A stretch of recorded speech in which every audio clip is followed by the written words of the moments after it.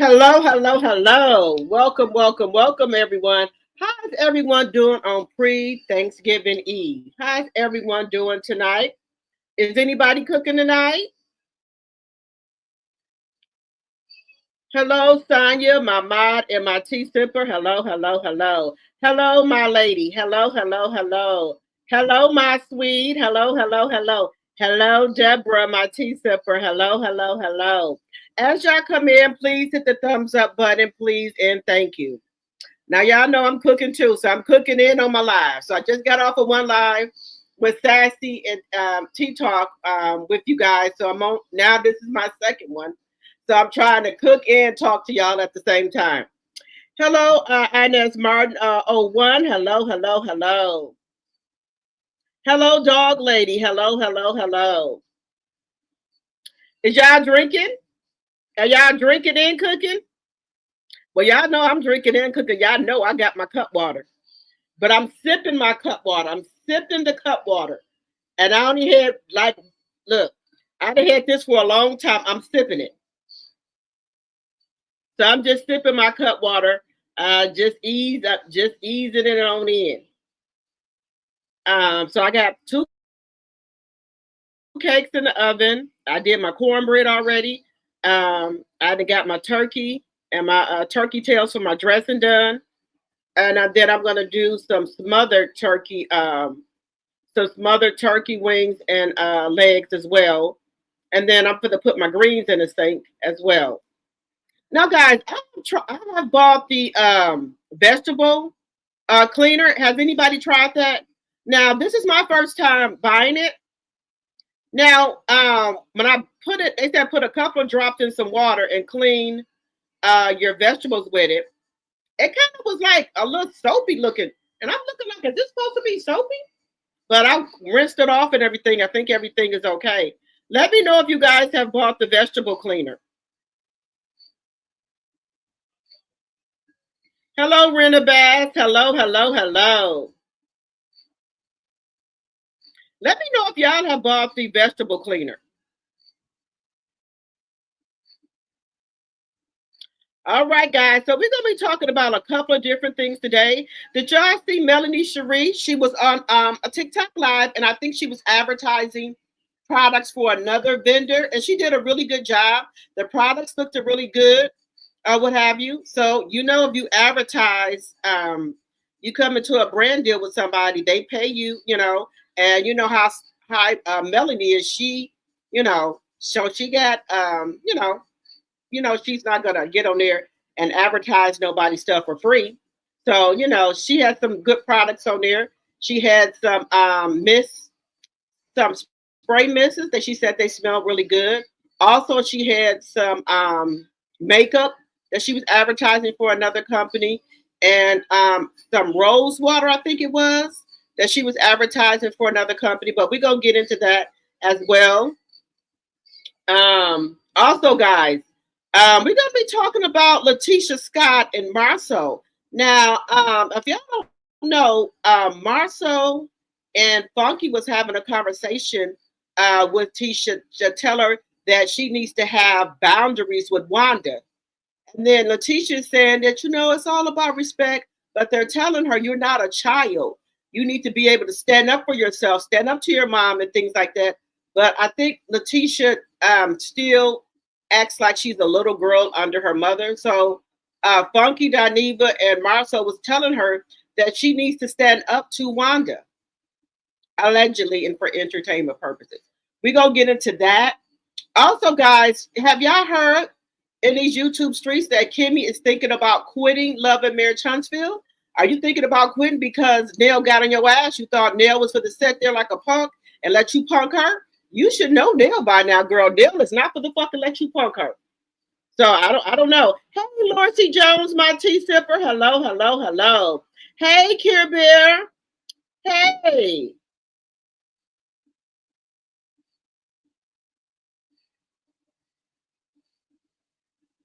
Okay, dog lady, can you put that for your greens too? Because it says vegetables, and vegetables are green. So I want to know. I want to put it in my greens too.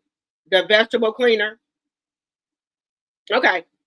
So I don't know if she thought that I don't know if she thought that Nell wasn't gonna say nothing to her, baby. You already heard about Nell's story, how she went over there and jumped on that lady that was messing with Chris. I'm just saying. I know you didn't think Nell was for the back down, huh? Nell hopped up so fast. I know you didn't think that, huh? But she did apologize to Nell after she realized that Nell wasn't going. So we're gonna talk about that. Who else are we talking about? Guys, they said Kandi Burruss has a girlfriend. They said the reason that Kandi and Todd did not work out is because they said they think that Kandi liked dipping in the pond a little bit more often now than she did. And the woman that they were going on vacation with and everything, they trying to say that that's Kandi's new girlfriend. Now, you shouldn't invite nobody into your bedroom. You know, this is what happens. When you invite people into your bedroom and whatever y'all got going on is good to you, one of the people gonna end up going back. They're gonna double back. So I don't know if it was Kandi doubling back or Todd doubling back. Now some people are saying that Kandi never really liked Todd, that she was he was her beard. Now I don't think that, because y'all know Kandi is very open. If Kandi wanted to be out here with a woman, she would just do it.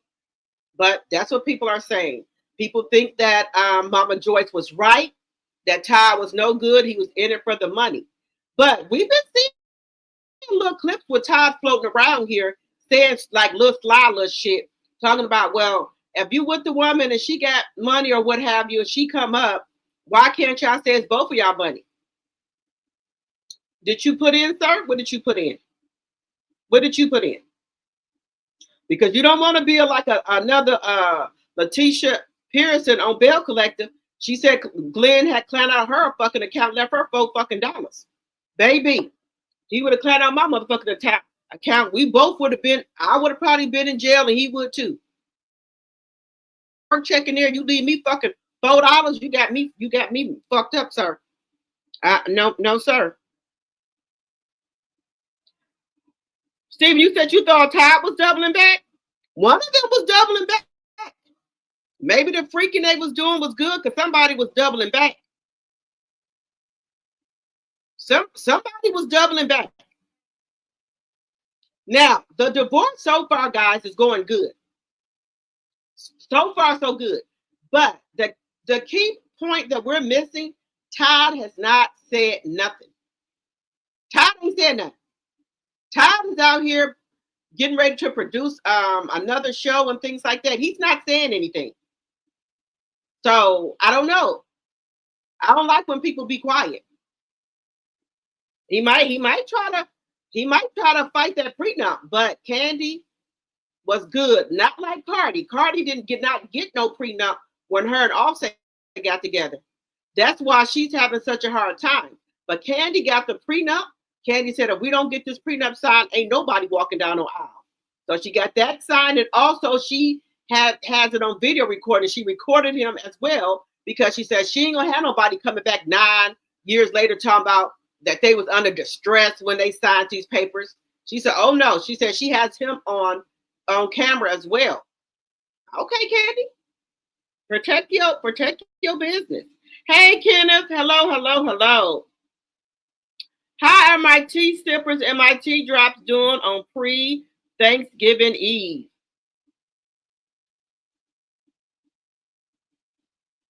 So somebody, like I said, you can't do no threesome.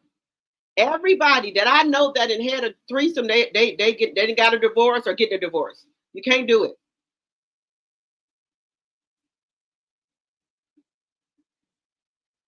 Y'all, as y'all come in, please hit that thumbs up button, please, and thank you. Hey, Butter Rum. Hello. Please keep hitting that thumbs up button as y'all come in. Even my bush watchers, hit the thumbs up button.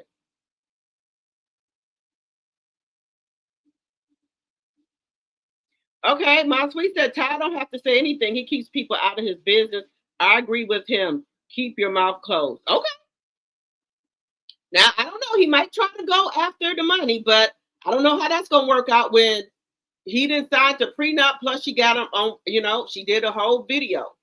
So I don't know. And then she has the same attorney that Britt Edie had, and they said the black woman is really good.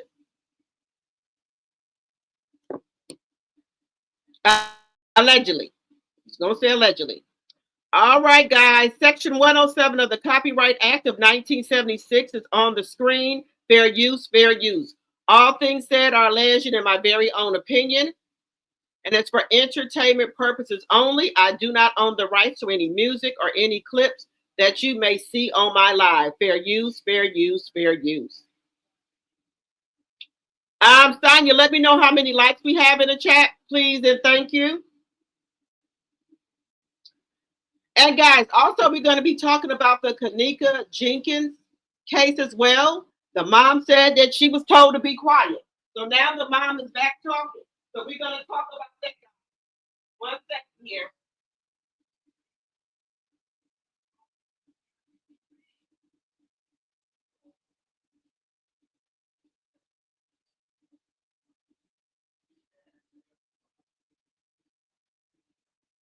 So guys, we're going to talk about KENNEKA Jenkins. Her mother is talking. She said that she was paid or told to be quiet, that they were going to give her information about her daughter. They never did. So I got the story over here on TikTok. If y'all don't know who KENNEKA Jenkins is, she was in Chicago, her and her friend them. They went to a hotel party, and somehow KENNEKA ended up walking into a closed down kitchen and walking into the cooler, and apparently she froze. She was intoxicated, and she walked into the cooler. I don't know how. She got to that floor where nothing is going on that floor, and she walked into a cooler that she later was found froze unalived in.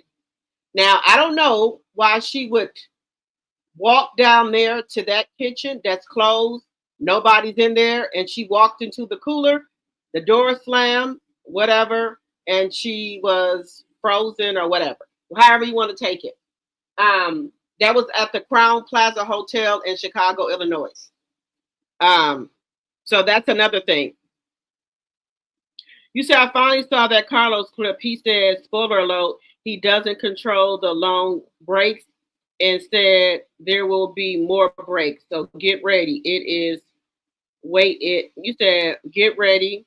It is, but stay with us. So he said he don't control the long break. So they finna go on another break.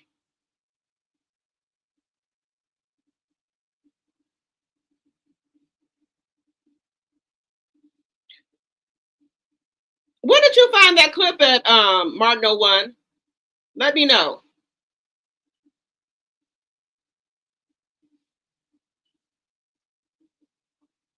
Oh, Kandi ain't gonna close her mouth. Y'all know that. Y'all, let's get those likes up, please, and thank you. Let's get the likes up, guys. Even people in the bushes, let's get those likes up. You're over here anyway. Let's get the likes up, please, and thank you. So we're gonna let's see here. Also, guys, we're gonna take a look at Married to Medicine. I'm going to be reviewing that as well. So there's a lot of pieces where we're going to be talking about tonight. All right, guys. So let's get into Married to Medicine. I do have the clip for a sneak peek of Married to Medicine.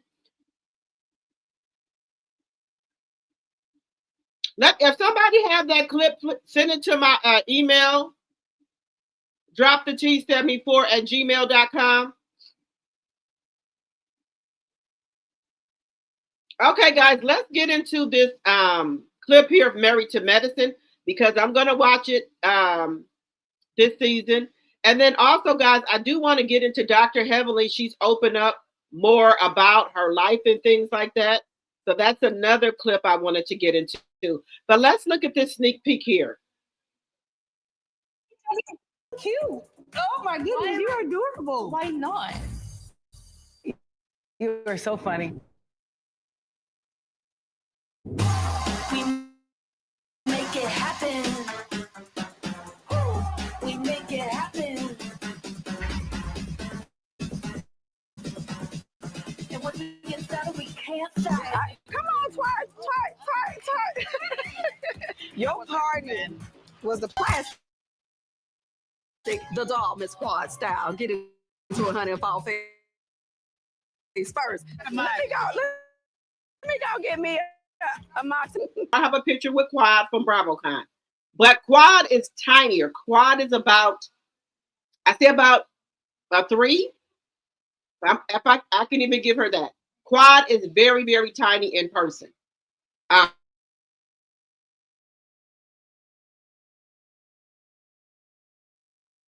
You know, her car, she got out by herself. But Quad is tiny and she is short. She's about 5'1". I'm 5 feet, so me and her was head to head.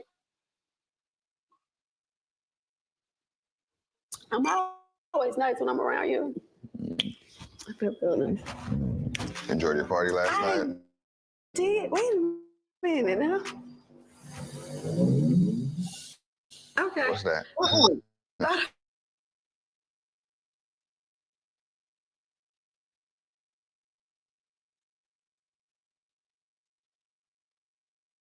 I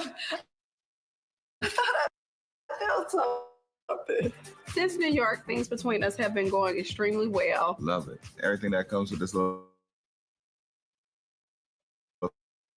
fire. Yeah, I like that. Her boyfriend, he's coming to bring them. So, hey, now so far so good, King. Okay. He made drinks and everything for the ladies. Dr. Jackie and Caesar didn't show up for a birthday party. Now I'm not sure. Is Jackie and Simone into it? I'm sorry. Is Quad and Jackie into it? Let me know. Now they have a new lady on Married to Medicine. Is she taking the place of Dr. Heavenly? Because Dr. Heavenly has been promoted down to a friend of the show. People are trying to say she's been promoted down to a friend of the show because she is now running for the Senate. But I think something else happened. Something else happened. The reason that Heavenly has been promoted to the friend of the show. I do have that clip that I'm going to talk about. She said the reason, I can't remember. But if y'all know, somebody know, let me know in the chat. And then also let me know what y'all think about the new girl. She's a nurse. And then, wait a minute. Is that the same? Well, wait a minute. I think that's the same. I think that's the same. What? No, on Bell Collective, there's Latisha is supposed to have a friend coming on too, but she is a friend of she's a friend of Latisha. So they getting somebody for Latisha. She's a nurse too. She's a nurse too. But let's keep going.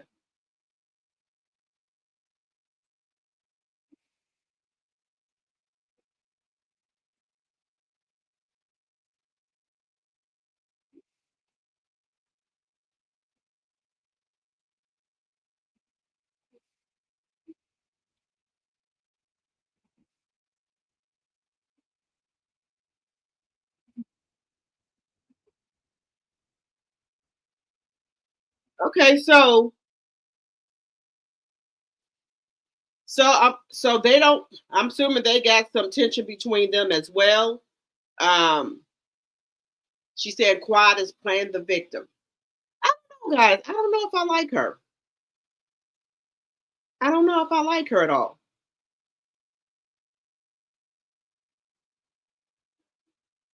I don't know. We'll see.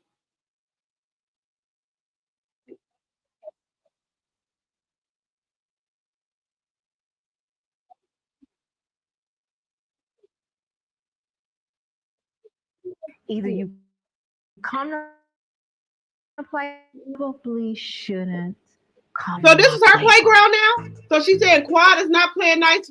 What did Quad do? I may have missed that. What did Quad do? What did Quad do? Because like I said, I may have missed that. Let me know in the chat. My house. We don't need it. The house is almost paid up. I'm almost done with paying off Quiet. See, now that's shady right there, sweetie. Hey, if you almost done paying it off, hey, girl, hey, pay it off. You can pay it off, girl. You think I'm gonna say something? You think that was some shade? No, no, ma'am. Okay. If Simone doesn't like Quad, why she keep with the bullshit? Okay, you don't like her, that's fine. If y'all somewhere, then y'all be cordial. If that's your job, you could have just came to the birthday party and been cordial. Say happy birthday, Quad, blah blah, mingle a little bit, maybe have a little drink, and then have a drink and then leave. That's all you gotta do. Like a grown woman. You don't have to be with the bullshit, Simone. Quad's house gonna get paid off. What? Did somebody ask her to pay it off? I'm just asking. I'm just asking. Did somebody ask her to pay it off? I just want to know, did somebody ask Simone to pay it off? Now I would, but you know me, I would have let that go because if that's what Sweet Tea said, okay, that's fine. Okay, when you and Greg gonna pay the house off for me? And I would have kept it moving. But that's just me.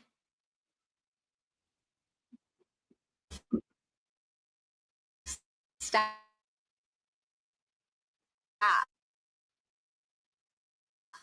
She doesn't realize there's so much in this bag that I could say.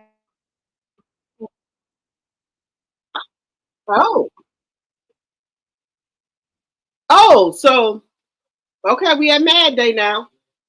So we at Mad Day. When people get mad, whatever you told them in confidence, everything comes out. I don't do Mad Day. I think Quiet should stare distance because that's what she just said. I think you jealous of Quiet.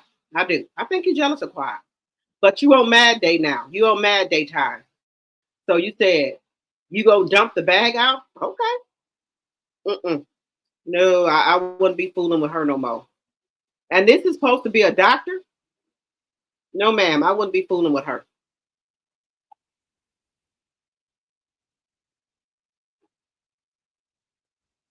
Okay.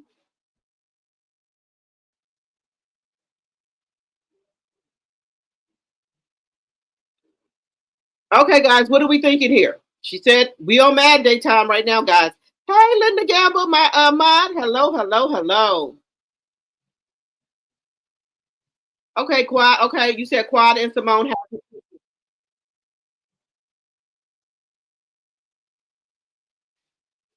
So let's see here. 1 second here, guys. Why are we?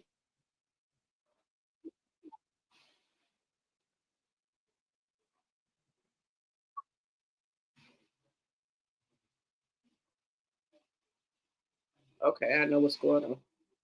Okay. All right. So we already know what type of time Dr. Simone is on. This is supposed to be a professional black lady, a doctor. No, ma'am. I wouldn't be fooling with her. Let me see.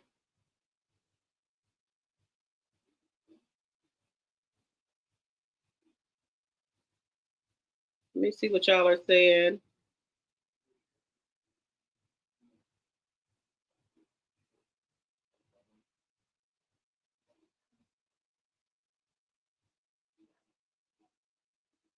Well, this is my thing, guys. If Simone feel like that, I don't think her and Card should just be cordial. But as a grown woman, I don't do mad days. Whatever Quad you and Quad talked about in confidence, you should keep it that way. So why are you threatening her talking about you gonna empty the bag on her? Well, you know.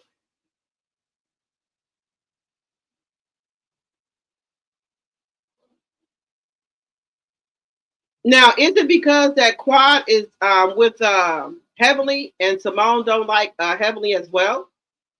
That could that be the reason?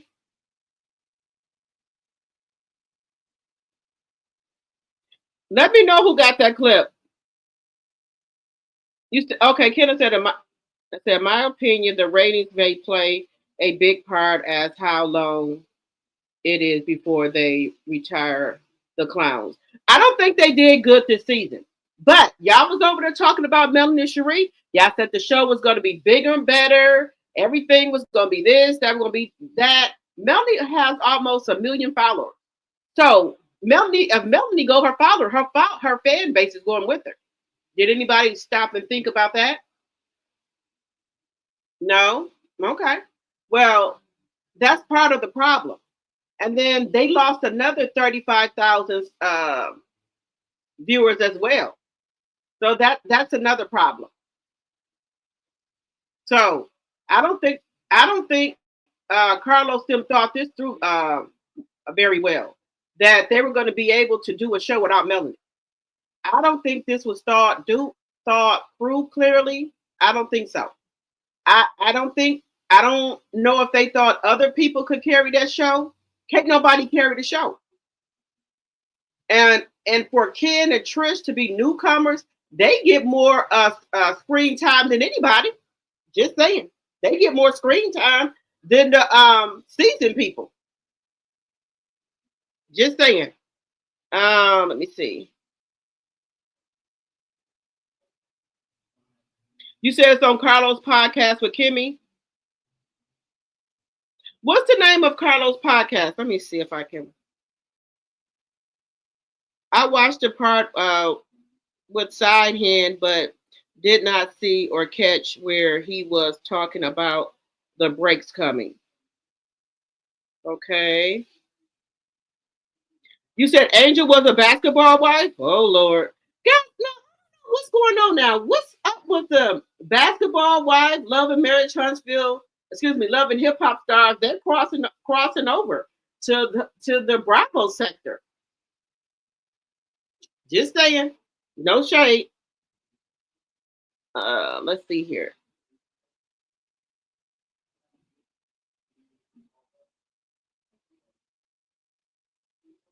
Okay, Kenna said Kandi needs to shut her mouth and let her attorney do their job. She is going to say something that she will regret. Okay.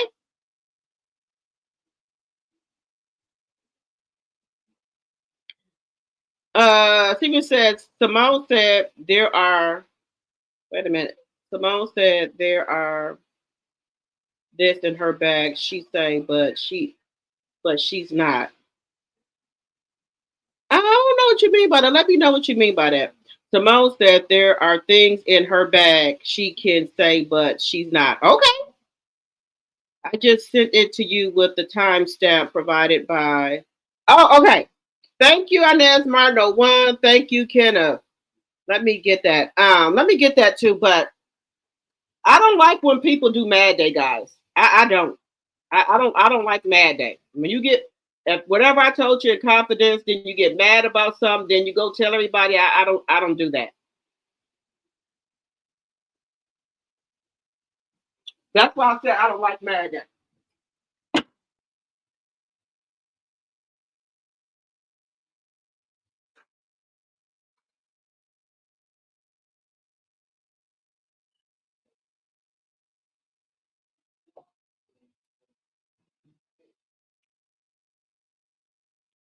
Oh, okay, you send it to my email.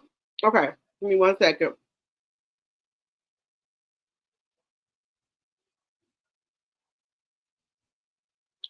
Where is it? Well, I don't know the history behind them. Whatever Quad and Simone is going through, can it be fixed or is it deeper than that? Let me know.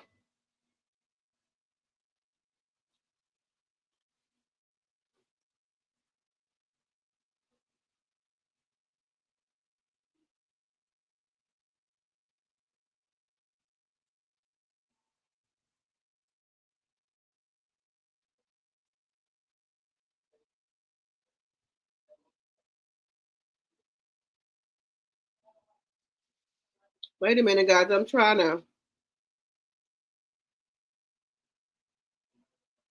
pull it up here.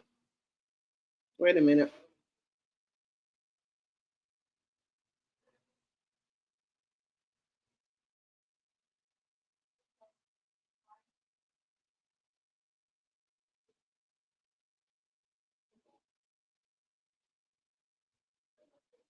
Why is it not? Let me. No, that's not it. Let me. But while I'm doing that, let me go to here. Let me see what y'all talking about. I don't think Carlos is I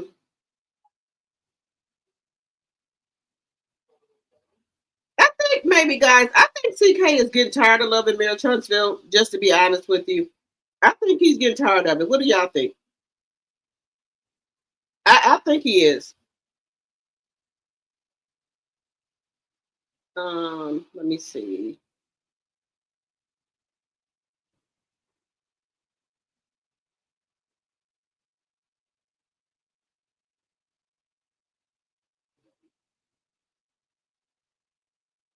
Did you send it to my email? Because I don't see it.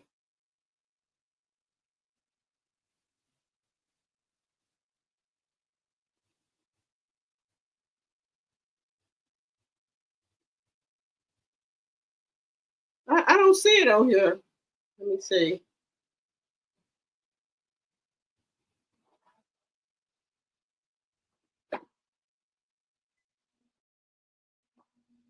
Yeah, I don't see it. Did somebody? I don't see it, y'all. If y'all did send it to me, I don't see it.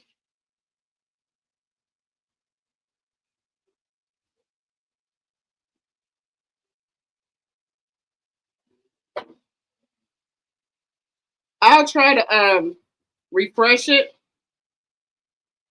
but I don't see it in my email.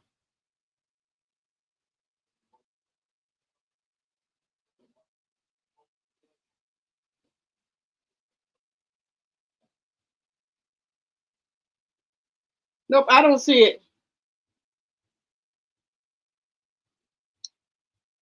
Yeah, I don't see it in here.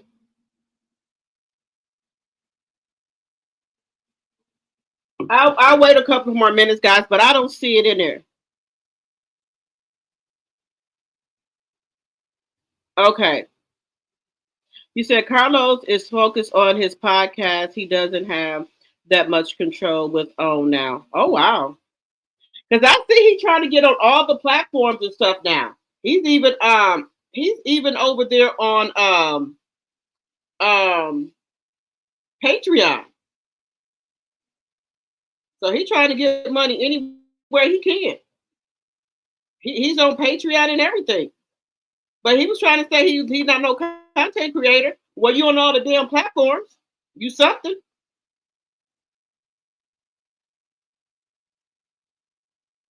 You on all the platforms, but you're not a content creator.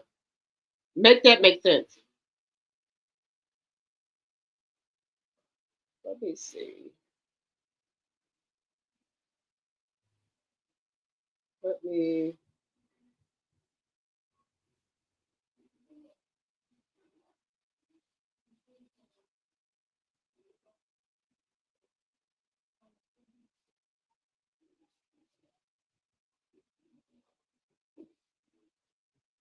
Yep, I don't know. Let me see.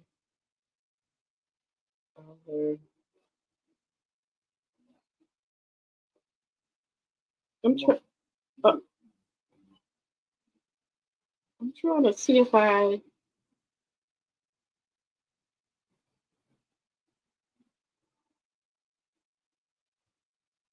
trying to see if I see it in here.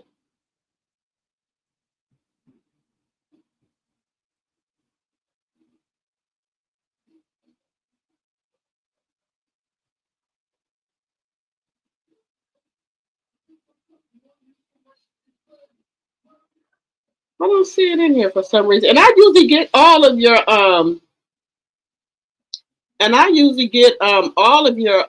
anytime you send me something.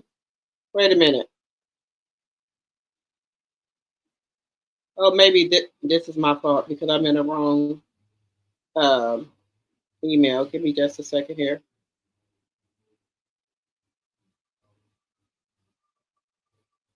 Okay, here we go.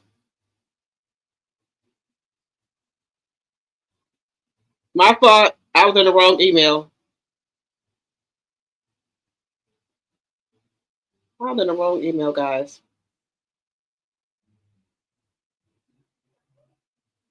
Let me see.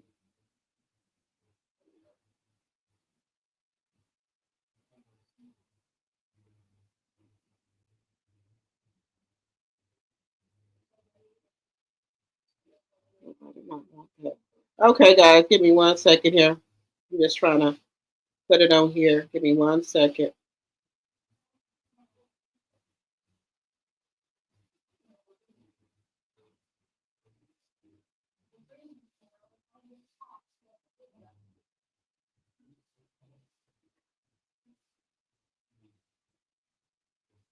Where is it at here?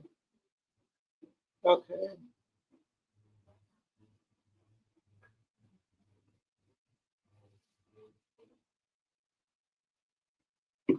Okay, guys. Oh, let me see. Hey, Raymel, my tea sipper. Hello, hello, hello. Hello, spectations, my tea sipper. Hello, hello, hello.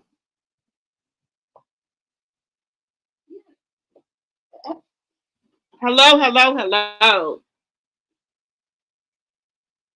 Y'all know I got me some cut water. Hey, Miss D.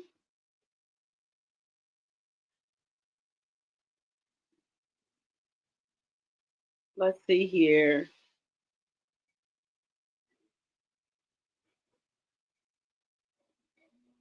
You said where the meet and greet is gonna be? Um,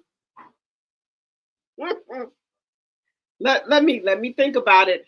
It's gonna be at uh let me think of it. Um,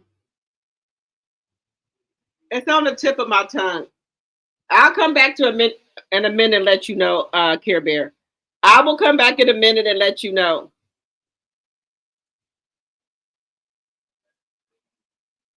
I'll come back in a minute and let you know. But I didn't forget. I didn't forget, but T Talk them know. But I'll think about it in a minute. T Talk and Sassy them know. I didn't forget. But I'll let you know once. I'll let you know.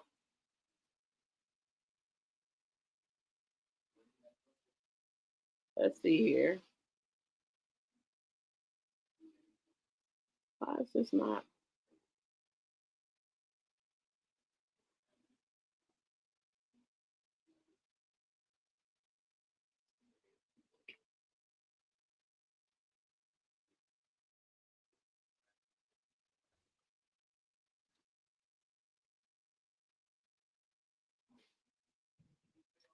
Okay, I got it right here, guys. 1 second.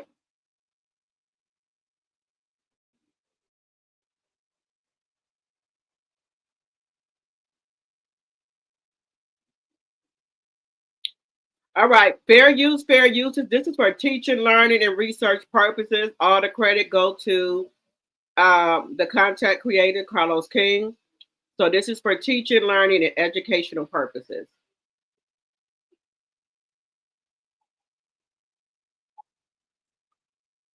For you guys' tenacity.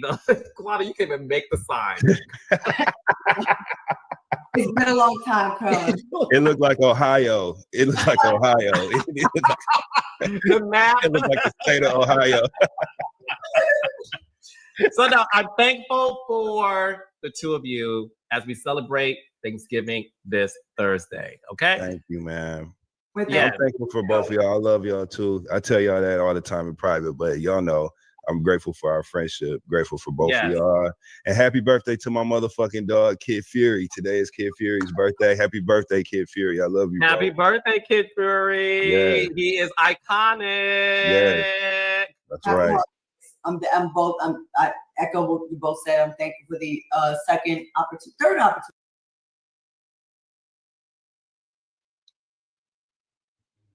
cast together.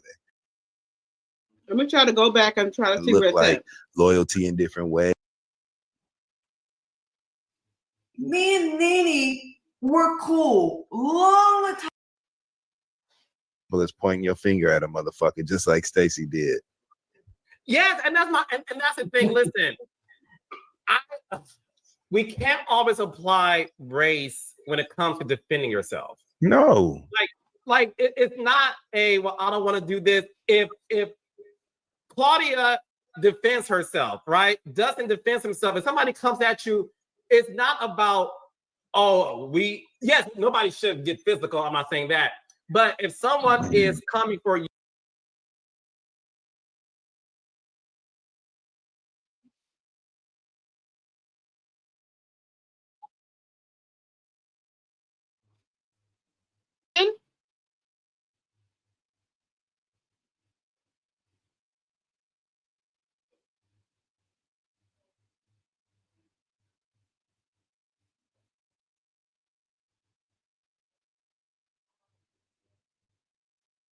Hello, CEO Finance Queen. Hello, hello, hello.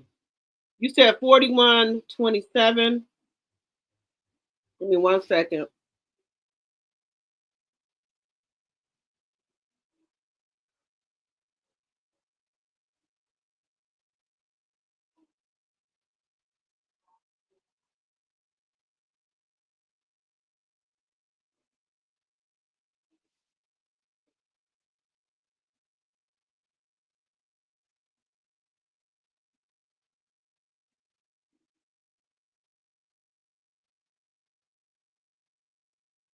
Okay, here we go. I got it. Wait a minute. I got it, guys.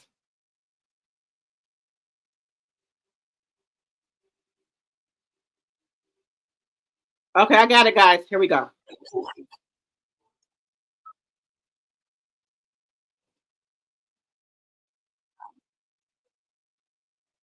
Wait a minute. Wait a minute. Okay. Huntsville and Bells, and even some of the housewife shows, the majority, but yes, it is the reality of the fact that we make a great team at work, and in some cases, we may not have that strong bond like we used to, but there's no beef outside of work either. Right. And let me add this though too. Even though you may not be besties at the time, the other thing that reality does when you come to work is that there oftentimes you are scheduled to have a conversation. And it may be a conversation that in normal life, you're like, yeah, what I ain't doing is that. Mm-hmm. You know what I'm saying? However, since you're here, let's go to work and let's have the conversation. And I'm saying this this is real time, real life. Mm-hmm. Sometimes things come out of those conversations that you wouldn't have normally had that do actually make your situation better. Yeah. And it's a conversation that you wouldn't have normally had. And you would have been like, two ships in the night. Yeah. So there is a piece of reality where So is she saying, and basically that they don't really hang out like that? They just come together for the show, and none of them is not close like that. But Carlos King is saying that some of the castmates are close. So is she just saying that she's not close with people on the castmate? I mean, on the cast? Because I don't think her and Latisha hang out like that. Just my personal opinion. I don't think her and Latisha hang out like that. And she's kind of confirming it a little bit now. The show, by definition, requests that you do some things that is out of your normal comfort zone. And it's to the benefit of your relationship.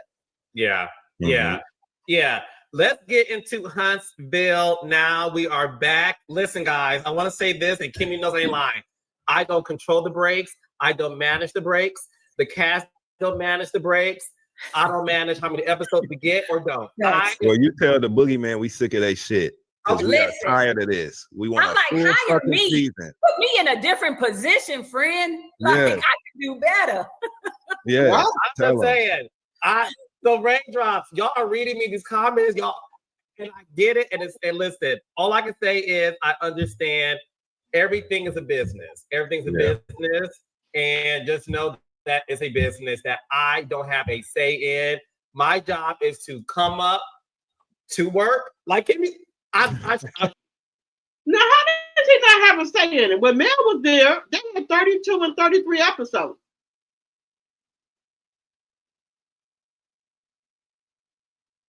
I go to work. I don't know what happens when I leave work. Essentially, if the words that need leaves, I show up, I do my job, and I say goodbye. That's all right. I need is my check and my water. Oh, that's all I need. So I don't control the breaks because there's some coming up. Anyway, I know, right? Spoiler alert, there's going to be a couple more breaks. I'm sorry. You heard it here first. Don't get mad at me. Stay with us, child. Right. There's another break coming up. No shame. Okay. Okay, guys. Now we heard that what CK just said, right? He said there's another break coming up. So when Melanie was on the show, there were 32 to 33 breaks. Why all of a sudden now they only filming like 6 or 7 episodes? And he said there's more breaks coming up. I think they're trying to get rid of them. I really do, guys. I think they're trying to get rid of them. Guys, keep hitting that like button, please, and thank you. Okay? Y'all cooking? Hey, Thelma, my tea sipper. Hello, hello, hello. You said it's with Kimmy. Claudia wasn't up yet. I don't think Claudia and Kimmy like each other, guys. No shade. I don't think Claudia cares that much for Kimmy. What do y'all think?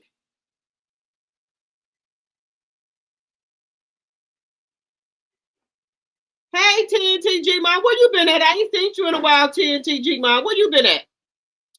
Hey, Miss Paula. Hello, hello, hello. Okay, Deborah, you said I'm drinking a cup water mango. Okay. Look, I got the mango too, but I didn't put it to the side for a little bit, y'all, because I got to get done cooking.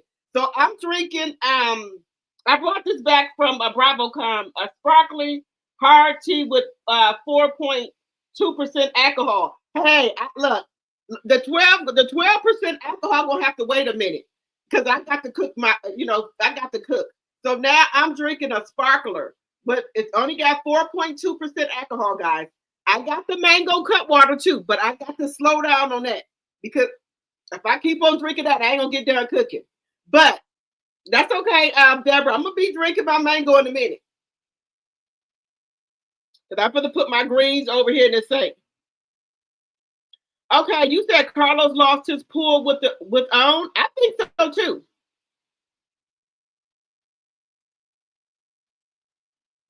Then he said a couple of more breaks. A couple more breaks with an S. So they going on a couple more breaks. So what they gonna film? Three episodes and then go on a break? They're already down to 6 or 7 episodes. Because you said break. But y'all gonna film 3 episodes and go on a break? So I know they ain't making no money. If they only filming 3 episodes or 6 episodes, they're not making no money.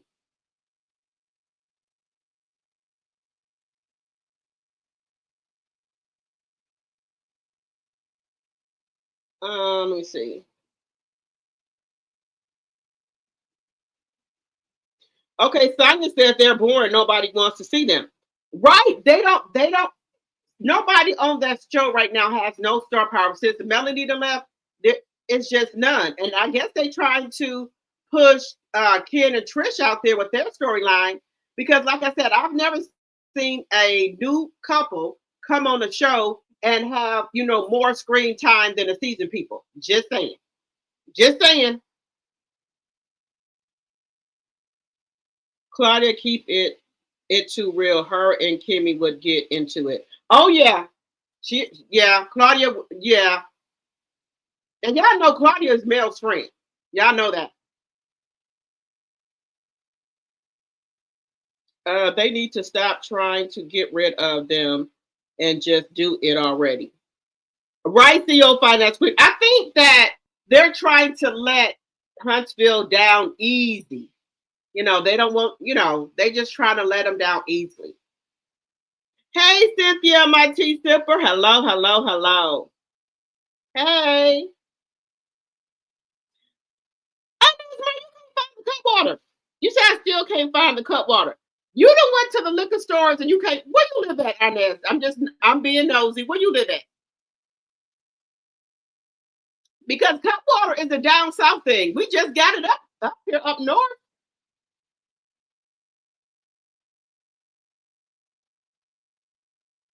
We just got cup water up north here. The south had it first. Well, let me take that back. Some places are still not hooked to cup water yet. I was in Vegas. They have Lulu's. They have a is it called Lulu's? Lolo's. Because I've been to Lolo's when I went to go visit my son in Texas. That's a soul food restaurant. They have one in Vegas too. They don't even have cup water. But if you go to on the old strip in Vegas, those liquor stores, they have cup water.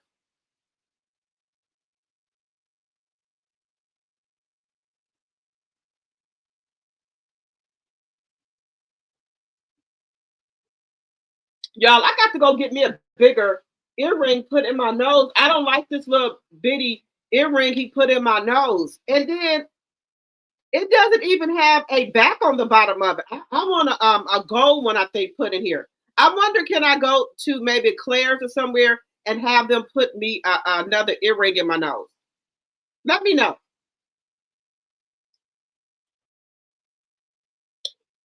Y'all keep hitting that like button. Thank you, Sonya. Oh, Patricia, you think to use some cup water? Turned the whole internet. I turned everybody on to the cup water, baby. I done turned everybody on to cup water. What kind of cup water you drinking, Patricia?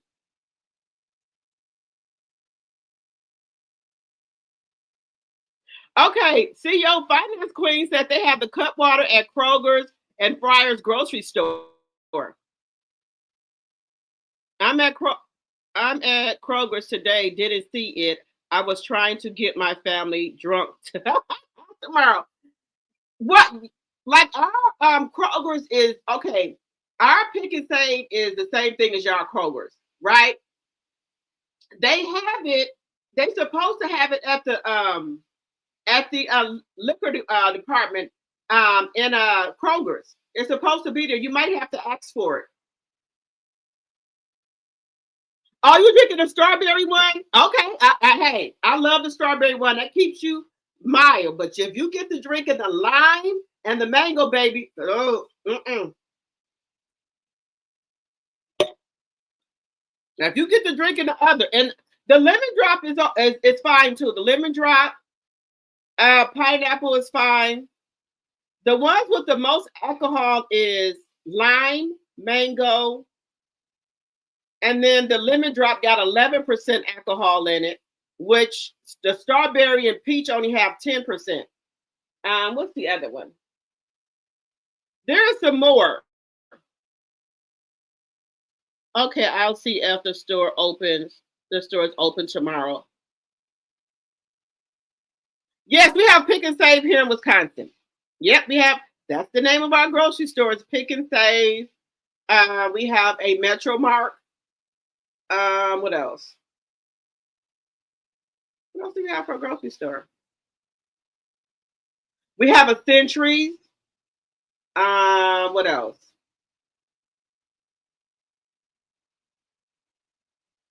A Syndex. And trying to think of the other ones. And then we got like some little off-brand like grocery stores like Galax. That's like a southern grocery store. We have two of those. Then we have two or three other grocery stores. That like a ShopRite. Yeah, we don't have no Publix or nothing like that. I know y'all got Publix and all that. Which flavor is the best? I love the lemon drop, but mango got 12.5% alcohol. Oh, we got a Piggly Wiggly too. We do. We got a Piggly Wiggly. We should have 68 likes and 68 people in the chat. We should have 68 likes.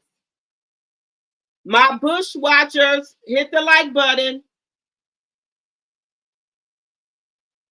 I like pineapple. I like mango, but my favorite, if I'm being honest, is mango. Because I love mango. I love mango margarita. So my favorite is mango. It would be the one with the most alcohol. But after that, I go to my lip. I'll go to the lime. Then I'll go to the they got peach too. Peach is, I think, 9 or 10% alcohol. Peach is good too. Pineapple is good. It's good. Pina colada is good. I haven't tried the espresso martini cut water yet.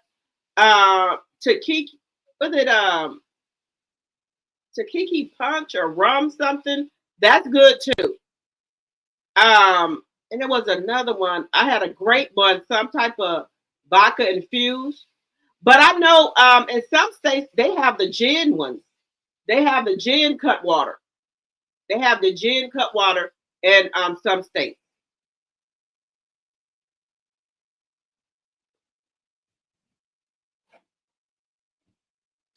Oh, you in Arizona? Okay. We used to have that here in Phoenix, Arizona, back in the 90s.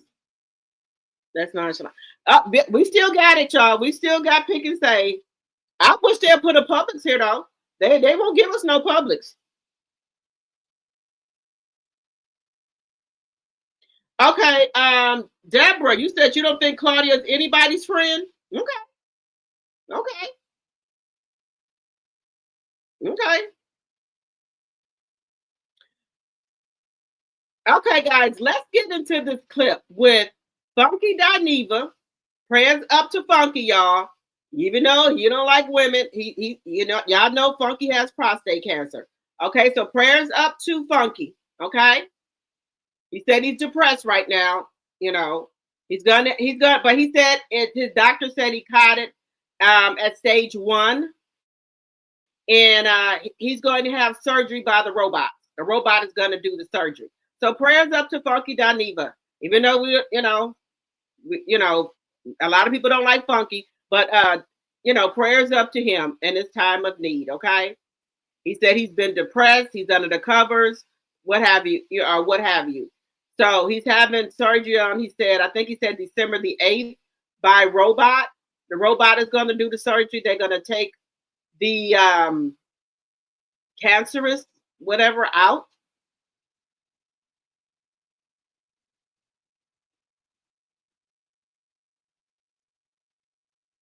Oh, that's what. Hey, that's why Kenneth, I stopped drinking the cut water. That's why I'm drinking a sparkler. A sparkler. I'm not drinking cut water right now, guys. I'm drinking a sparkler with 4% alcohol right now until I get done cooking. Kirby, you had the what is it called? Tiki rum? Oh, okay. How did you like that one, Kirby? Because right now I'm cooking, so I done put the mango cut water to the side for a moment. So I'm just drinking a spritzer with only 4% alcohol in it. But my 2 cakes are out the oven already. My cornbread is done. I just got to put my greens in the sink and wash those. I done washed the sweet potatoes.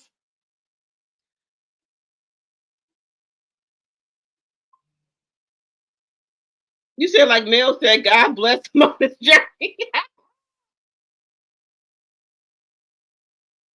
Yeah, he's depressed about it, guys.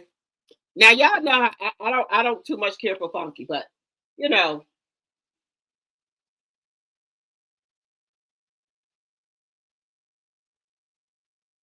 Let me know how y'all really feel. Let me know how y'all really feel.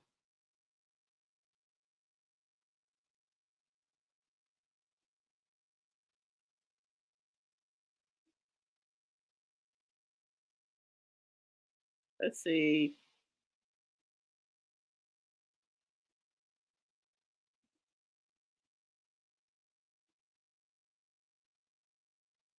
Let me I'm trying to go to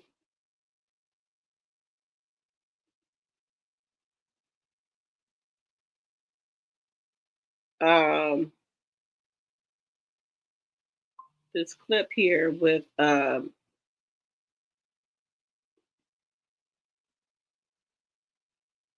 second here um with Latisha, Funky, and Marceau.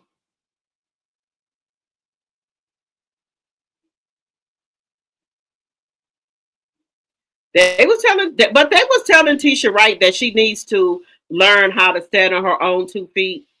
But you know, she says she doesn't want to um, disrespect her mom. That's what she's saying. The reason she don't say anything to Wanda about the stuff that she do, but it's a way to talk to your mom without being disrespectful. That's just my personal opinion. Just my personal opinion.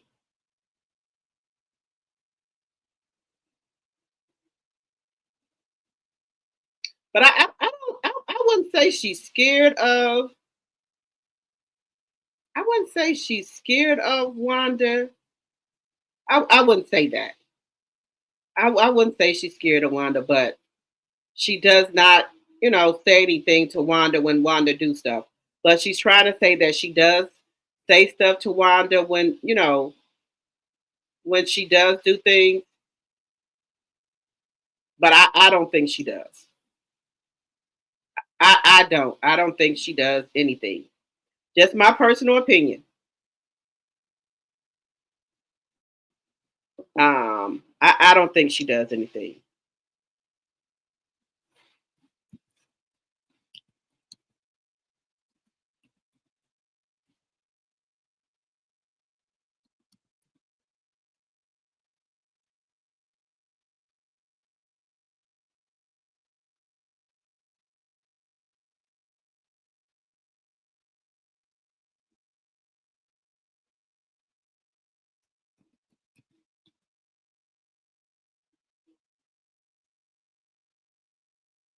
I think they be having more clips about love and marriage, Huntsville and things on TikTok to me. Just my personal opinion. Just my personal opinion. They have more stuff on TikTok.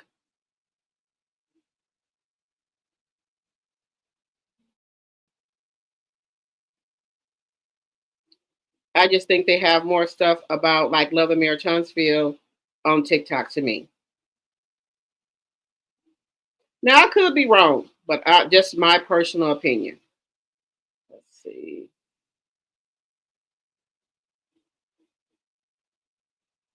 Just my personal opinion. Let me know what y'all think, because they talk a lot about.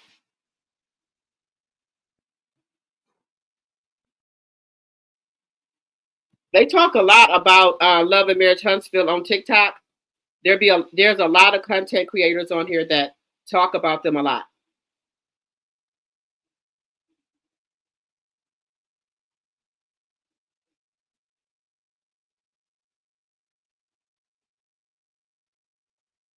Okay, so let's get into this, guys. We got 79 people in the chat. You said Tisha likes Wanda talking up for her.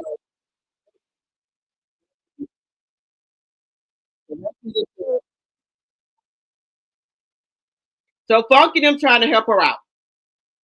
For her how to talk to Miss Wanda, guys. So let's see here.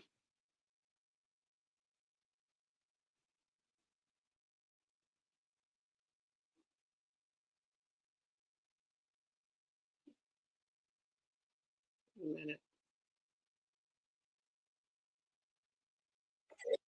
What advice did y'all give me? Because I'm not with my mom 24/7. Tell your mama to shut the hell up and stay at your business. If I tell her that, and if you don't, and if you have to institute consequences, and you have to tell her, and Ma, if you can't, Ma, if you don't, you can't come around here no more. You gotta do that.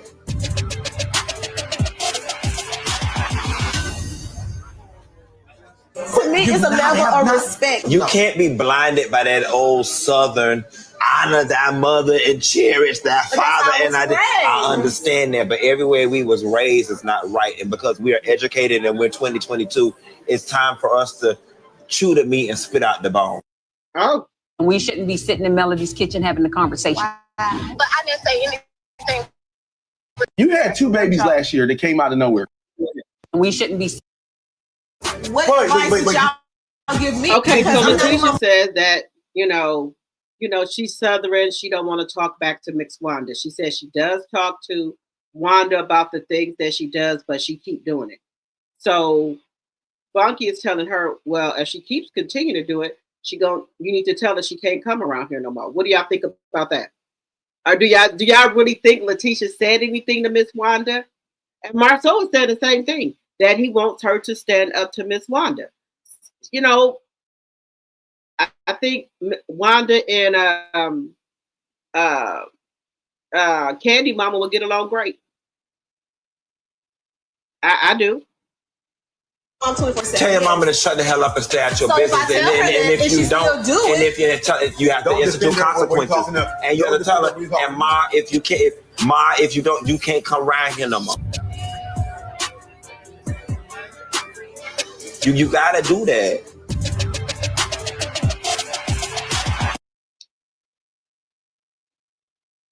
Yeah, I see Latisha. She don't know what to do.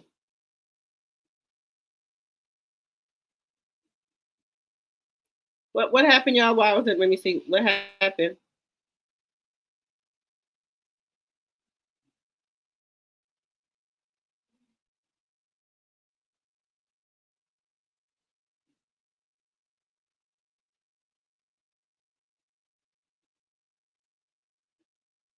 You said you was in Arizona for a finance summit. Okay. Okay, you love the tiki rum. Okay. I'm gonna have to try that again because I have tried that. I'm gonna have to try it again. Okay, Inez Martha, I will never forget all of the mean, hurtful things he said about Mel and Kiki. Tamar, black women. Maybe this will humble him. You know, it should humble him. Do y'all think by Funky finding out that he has the prostate that this will humble him? Let me know in the chat. Put a 1 for yes and a 2 for no. TNT G-Mon said Tisha likes Wanda talking up for her scary ass. I think so too. I think she likes her mom talking up for her.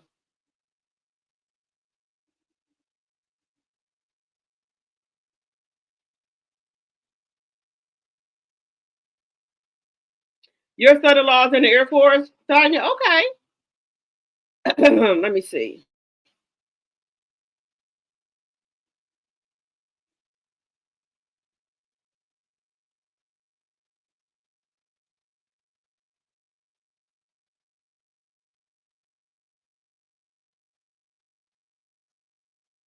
You said, I bet Kiki family was depressed last year when Funky clicked his button and said he was no ways tired. Yeah, I don't know. I just think he don't have any home training, guys. I do. I don't think he got no damn home training. I do.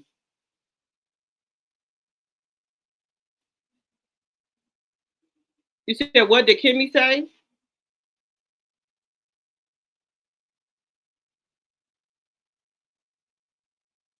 Okay, y'all think that Tisha wants Wanda to fight her battles for her? Okay. Latisha knows exactly what to do, and that's pretend to be meek and innocent while putting batteries in other backs to do her very nasty work. Okay. Hey, Audrey. And I wonder if this health issue is causing him to reflect on all he has said and done. Okay.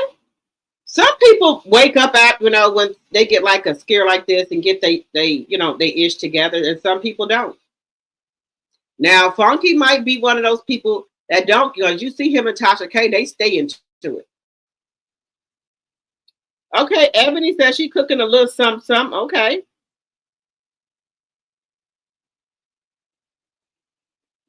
The Cutwater Espresso Martini is 12.5% alcohol, but it also is very rich and heavy. It's delicious, but a little too rich for me. Okay, see, I don't want nothing too heavy like that. Now, you probably could do that in the morning, maybe, or like your coffee or something, a little something. You know, for people drink espresso martinis.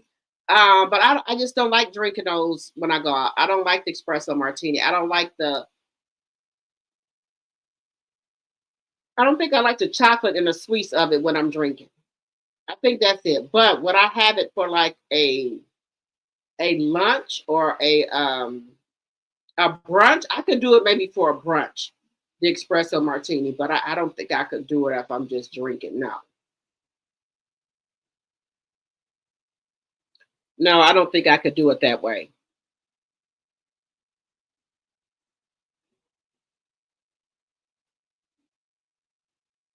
Let's see here. Let me stop sharing that. I don't think I could have it in that way.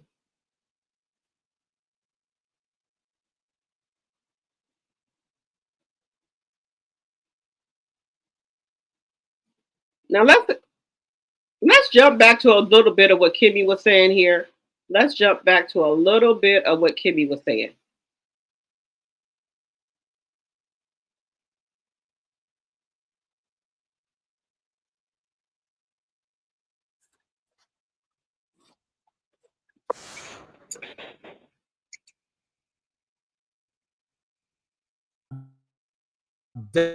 Dustin,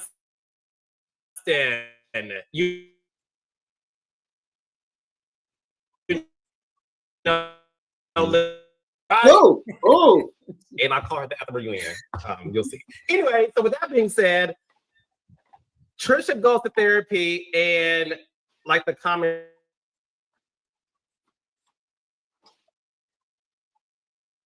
said too, on seeing Trisha face her past and her triggers, meeting with the iconic Dr. Francis. Yeah, he's a star, right? When it comes to this reality television shit. So I was distracted at first. I was like, look at Dr. Francis. All right, it's good to see him, man. Then I started listening to what Trisha was talking about. And, you know, grief and loss, that pain is so deep, and especially someone as close to you as the losses that Trisha, you know, we should be in here. You know what I'm saying? But it was great television, and kudos to her. You know what I'm saying? For doing the work, trying to get better and shit, and trying to open up.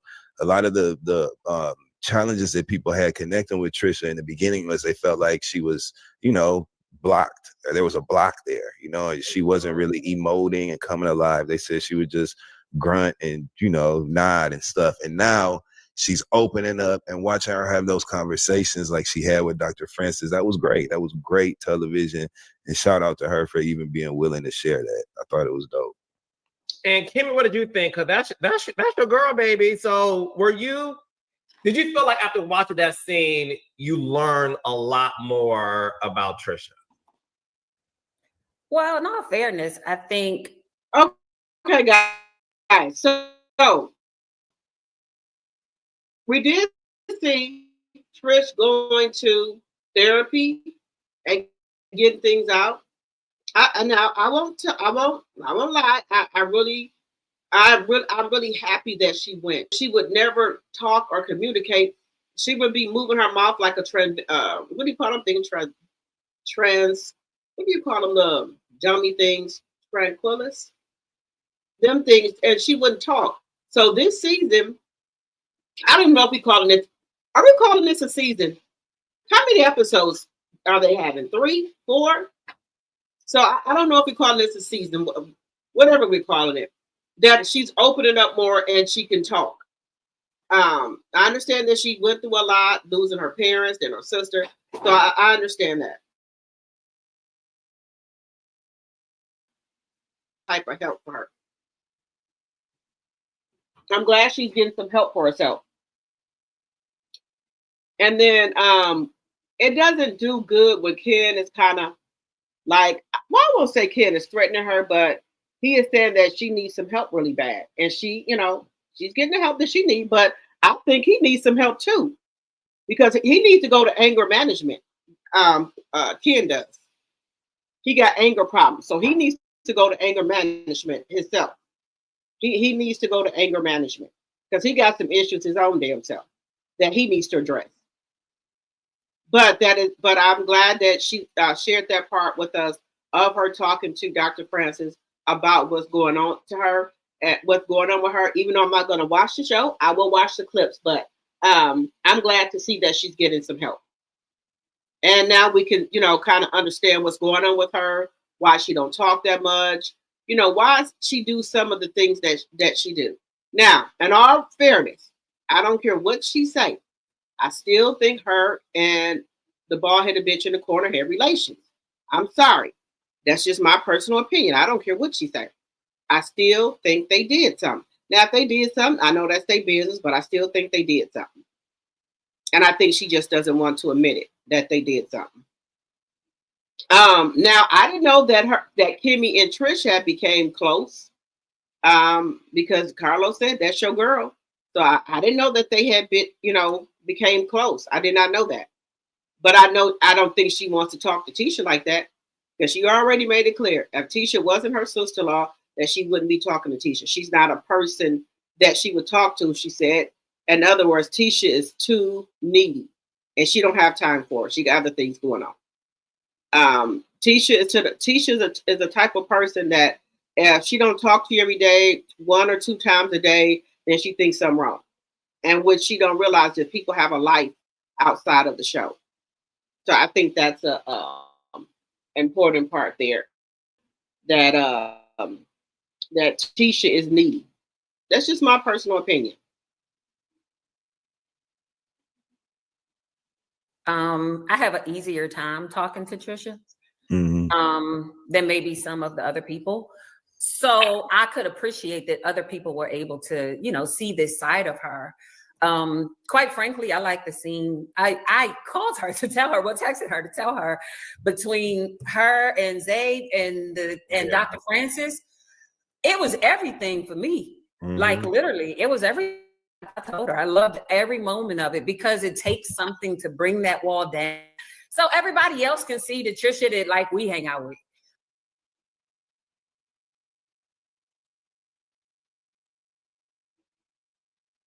I wasn't doing anything low-handed, low-key, shady. I was drinking a sip of water. No, I felt like when she saw Twan, it genuinely was an attraction. Like she lit up like her cheeks, little apple cheeks. So no, my answer is no. I think she genuinely was attracted. 100%. What about Will? I think Will's a good look. You know, Will's a little arm candy. I don't know if she was equally. I didn't get the same vibes. And I could be wrong. 100%. I have no issue with being wrong. I wasn't doing anything low-handed, Let me tell y'all something. This is a shame that people are on here rating the people that Destiny been with on that show. They're rating. Just saying.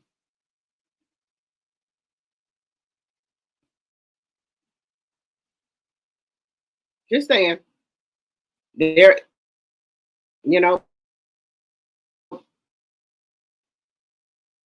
she's like a 304 because everybody is rating the people that she's going out with.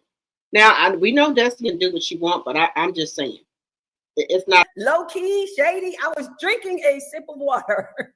No, I felt like when she saw Twan, it genuinely was an attraction. Like she lit up like her cheeks, little apple cheeks. So no, my answer is no. I think she genuinely was attracted. 100%. What about Will? I think Will's a good look. You know, Will's a little arm candy. I don't know if she was equally. I didn't get the same vibes. I didn't get the same vibes. And I could be wrong. 100%. I have no issue with being wrong. Dustin Ross? Yeah, honestly, my first thought after seeing her initially in that scene where she was with I don't want to say no damn googly eyes. Twan. What's his name? Twan. Yeah, when she was with Twan, all I could think was this what the hell she should have been doing. She should have been filming fun, flirty, I'm single, you know what I'm saying? This is my life type shit instead of being mixed up in beef with the other cast members and shit. Like, show yourself being a young, pretty, you know what I'm saying, single woman that's dating in Huntsville. We want to see that. And I think that that's a great story. I don't think that's a good look for her to date all these men. I could be wrong. That's just my personal opinion. Let me know what y'all think about how they are rating Destiny's dating life. Kimmy, because let me see. Man working the little dummy is called a ventriloquist. Okay, thank you. That's how I thought of Trish, because she would never really move her mouth that much. Well, maybe I'll buy the espresso again and add it to my coffee like I did rum. What's that, rum? Chata. Okay.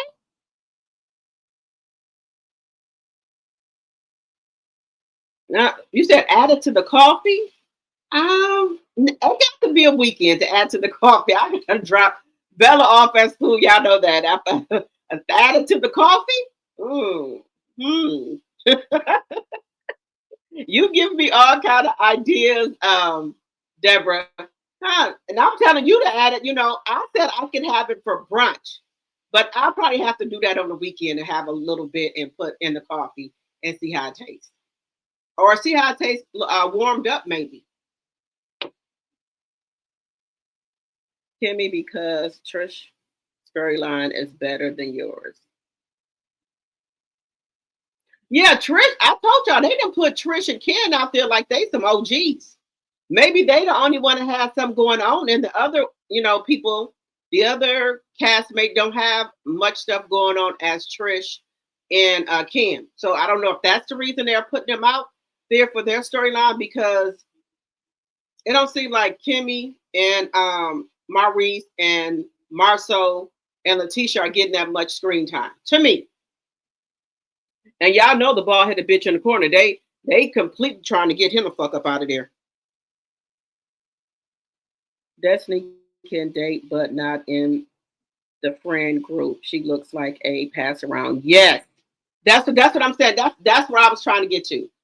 She does not need to date in a friend group or either date people, brothers, god brothers, cousins. She can't find nobody else to date besides going into the family. In my personal opinion. The part where Side Hen is giving her view on Glenn cheating starts at the 28 to 27 timestamp. Okay, wait a minute.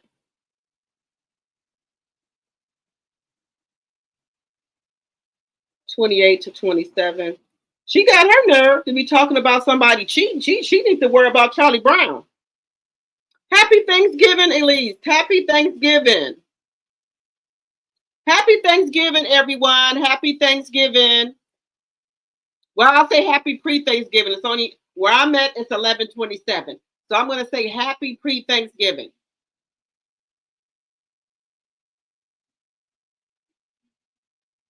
Y'all, we should have 80 likes in the chat. We should have 80 likes, guys. We should have 80 likes.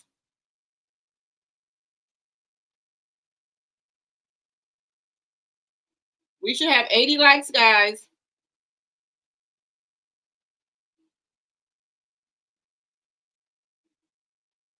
Let's see.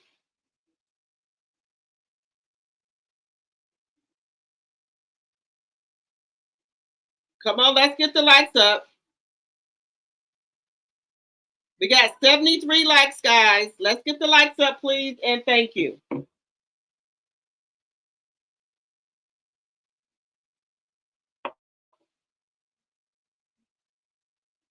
Let me see. You said, let me see if I can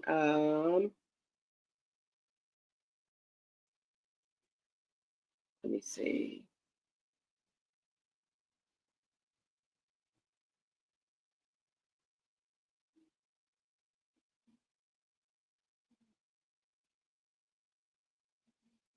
Let me see. 28.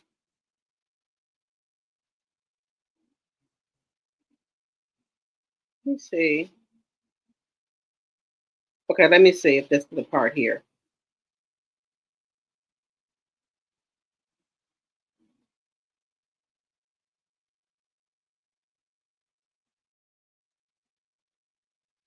Let me see.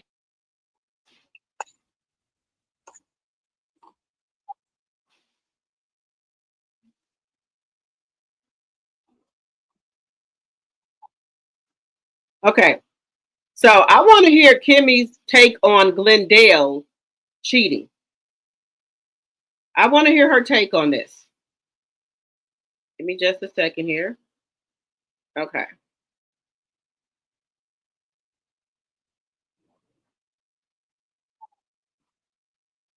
So as you know, the biggest storyline this season, Kimmy, was the controversial DMs between Glendale, a married man, and Amanda, who is a divorced woman that is dating a woman right now.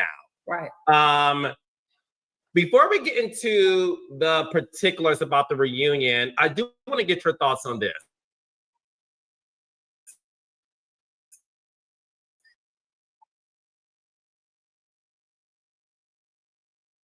And this also came up in the reunion when Latisha and share the DMs between her and Glenn to Tambra and Latrice. We saw the reaction to it. We saw what happened at Latrice's party where it all was uncovered. And we saw the aftermath of that conversation between Latrice and Latisha. And what appeared on the girls' trip, what appeared to, that's how Latisha felt, Latrice felt, I don't owe you anything when it comes to your husband, that's your husband. And it became this big conversation about girl code. I want to ask you, Kimmy, again, as a married woman and as a reality star, do you think Latrice broke the girl code by not telling Latisha that I was told your husband is in this woman's DM? When it first happened, I thought that the relationship between Latisha and Latrice was a little closer than what it actually played out during the rest of the season. So initially, however, as I watched the season play out, I didn't really get the impression that they were as close as maybe I thought that they were over time. And once again, to be honest, I agree with Marie. Like, I would have been like, look, bro, like, I've seen the text, I've seen this is response.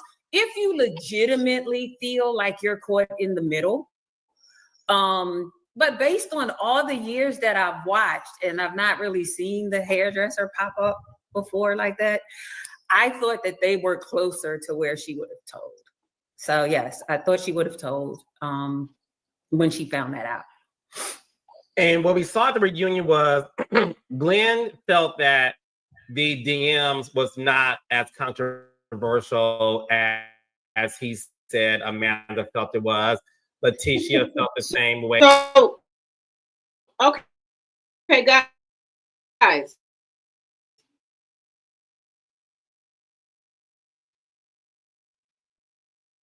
Kimmy first initial thought, she said because they were not out that Latrice should have told. But then she didn't have to tell her. I don't know. They were close enough where she should have told her that such and such was in her friend's DM. That's just my personal opinion. Let me know what y'all think in the chat. I don't know why Kimmy is backpedaling here. I don't know why she just don't tell the truth. But okay, let me just take that back. Maybe that is her truth. Everybody is entitled to their own opinions. But I see we've been seeing where Kimmy was at. Kimmy is not a girl's girl. She's not. So I can see how she could say that, because she's really not a girl's girl to me.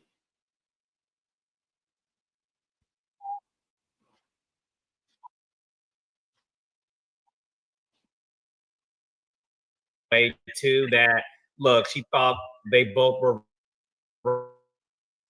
wrong, Glenn and Latrice, but she also felt that the DMs was not this smoking gun that she thought it was going to be, and she was highly upset that Latrice,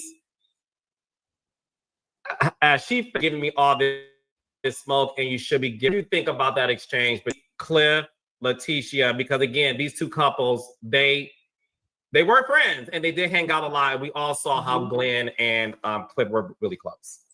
I think that Latrice and Latisha have never had a real friendship. All the years we've been watching this show, I don't think they've ever had a real genuine connection. And even after we saw them make up last season, remember Latrice was in our confessionals and she said she did not trust Latisha. She was like, no, I don't trust Latisha. Immediately after that makeup, she was like, but I'm going to move forward with her. So there's always been a boundary that existed between, a barrier, that existed between the two of them. And I believe that by the time they got to the reunion stage, after everything that took place this season, I don't think Latrice was in a place. I think that both Latisha and Latrice were firmly convicted in their feelings and opinions of each other by the reunion. Okay. Okay, guys. So what are y'all thinking? Hey, Kandi. Wait a minute.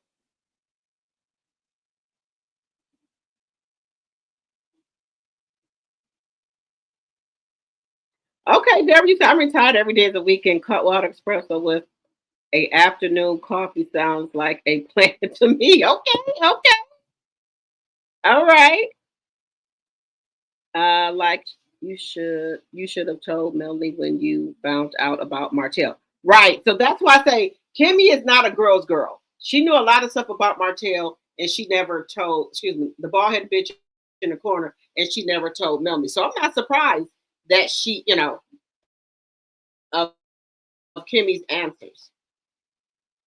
Oh, it's someone else's fault, and it's someone else's fault. I don't think Latisha makes Glenn take accountability for nothing he did. And then she's saying the text message was not what she thought. First of all, he had no business texting her in the first place. What are you talking about? I cannot do Latisha and Latisha, whatever. Latisha from Love and Marriage Huntsville, Latisha from Bell Collective. They wearing me down. They working on my nerves. The side hand Bell said she would have told. Did she tell Mel? Nope, she didn't tell Mel nothing. The onus is on Glenn. Why is he always cheating and it's someone else's fault? That's what I was just saying, Kandi. Latisha makes him take no accountability for anything he does. He takes zero accountability. Zero.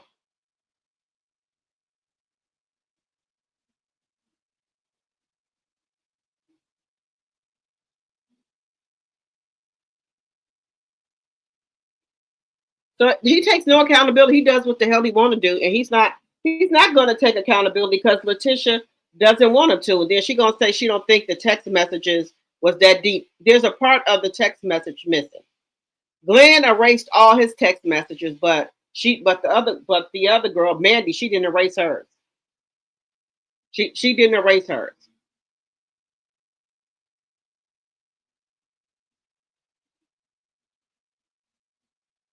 So that tells you right there, he was doing something that he wasn't supposed to be doing. And guys, I want to move on to MASIKA. I do want to move on to MASIKA. Y'all know that her husband, her estranged husband was unalived by in Houston, and they just had the funeral. They just had the funeral for him, and Masika and his brother is getting into it, and they trying to say that the brother is got a recording that his brother was trying to divorce Masika. He no longer wanted to be with Masika anymore, that he was trying to divorce her. And people saying that she shouldn't have posted those pictures from the funeral of her crying and falling out and things like that. But I feel like, she could, if that's how she felt, that's how she felt. If she wanted to post those pictures, that's fine. But also, guys, they said that she didn't move on. She's messing with Krishan ex, HOODBINO. They said Masika is messing with HOODBINO. I said, I know you lying. I know you lying. I know you lying. But they said that's who Masika is messing with now. But let's get into this clip here. Let's get into this. So, y'all know Masika. She's from Love and Hip Hop, allegedly. She was on there for a couple of seasons. Her husband was the one unalive in that cyber truck where there was a drunk driver going the wrong way and hit his cyber truck and unalived him. So this is Masika. That's her husband that passed away. That's their daughter. And then we know this is Masika's daughter by Fetty Wap. This is Masika's daughter by Fetty Wap. And then this is her, Masika's husband, and their daughter together.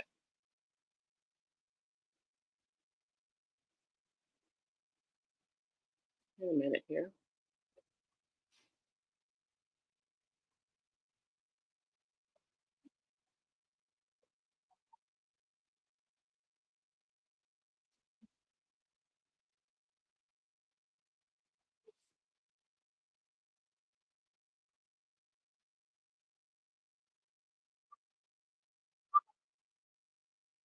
Right. Her, first daughter's life, to the point where he even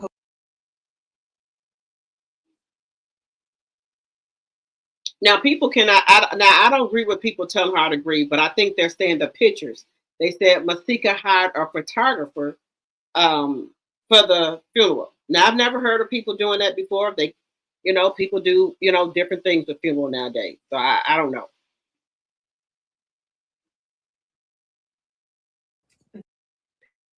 People. Now, girl. Those pictures that Masika posted from her husband's funeral were very cringe. And listen, I'm not the grief police, but that was very uncomfortable and awkward and just embarrassing. Now, I defended Masika in the beginning because a lot of people were saying, well, her and her husband were separated. They were estranged. They weren't even together. And I feel like that's irrelevant because you are still allowed to grieve. That is somebody that she loved enough to marry. Right. Loved enough to have a child with, and even like integrate him in her, first daughter's life, to the point where he even posted, her other daughter on his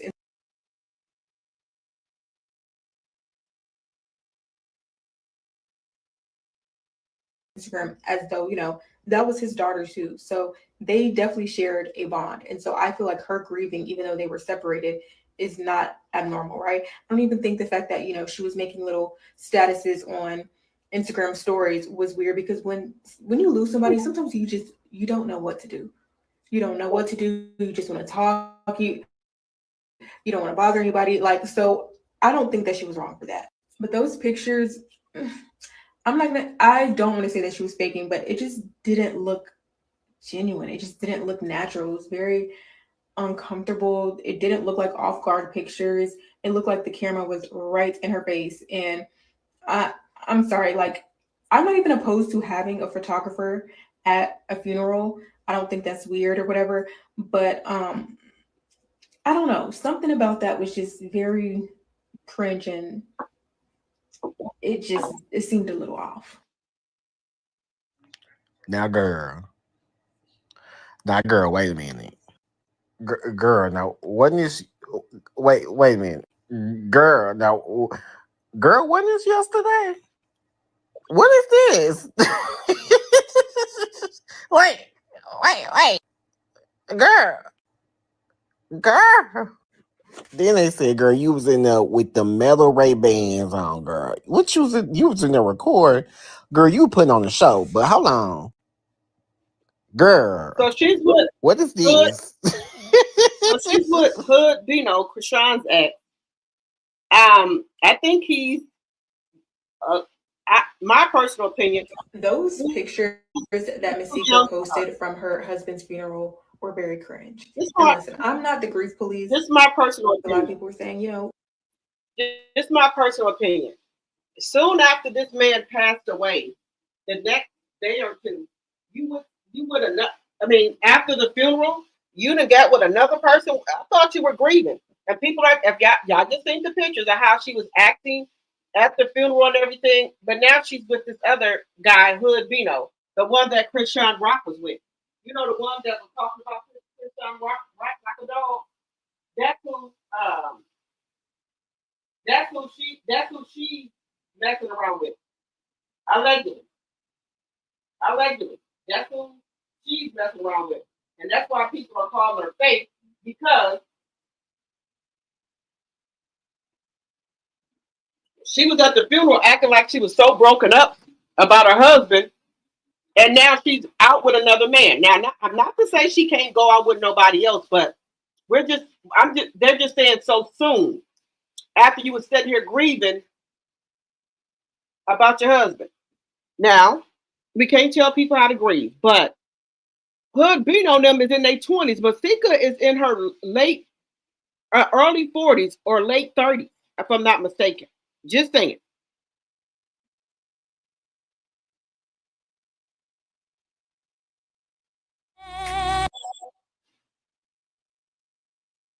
Just saying.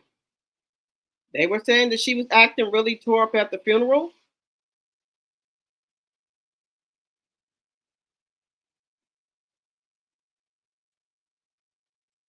I'll go back. So what do y'all think? Is there a time period? So this is, y'all know this is Krishan's ex. We know that. And this is her passing out at the funeral. And now she's with him. Let me know what y'all think.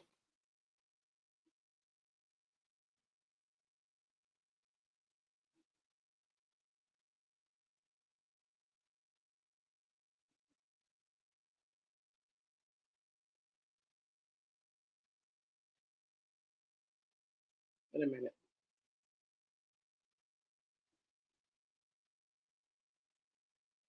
I'm going to give y'all the sound here. I'm going to do the sound.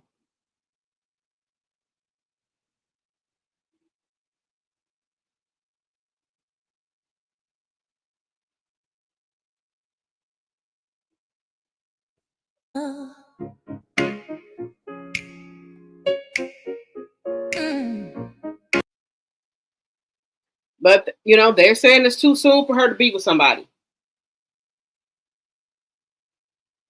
They said, what in the Tyler Perry movie? They trying to figure out what's going on with her. Yeah. Oh.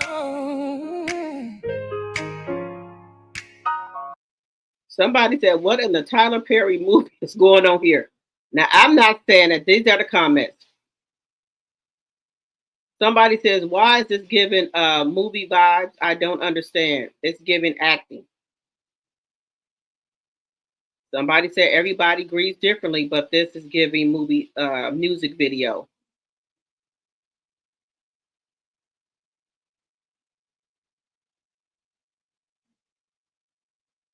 Somebody said, is this a Tubi movie? No, this is at her husband's funeral. They said, why is this centered around MASIKA?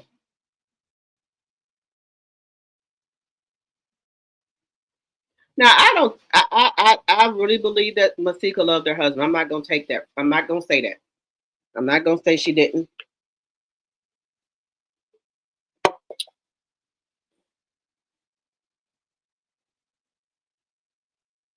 People are saying that she had on the Ray-Ban glasses recording the funeral.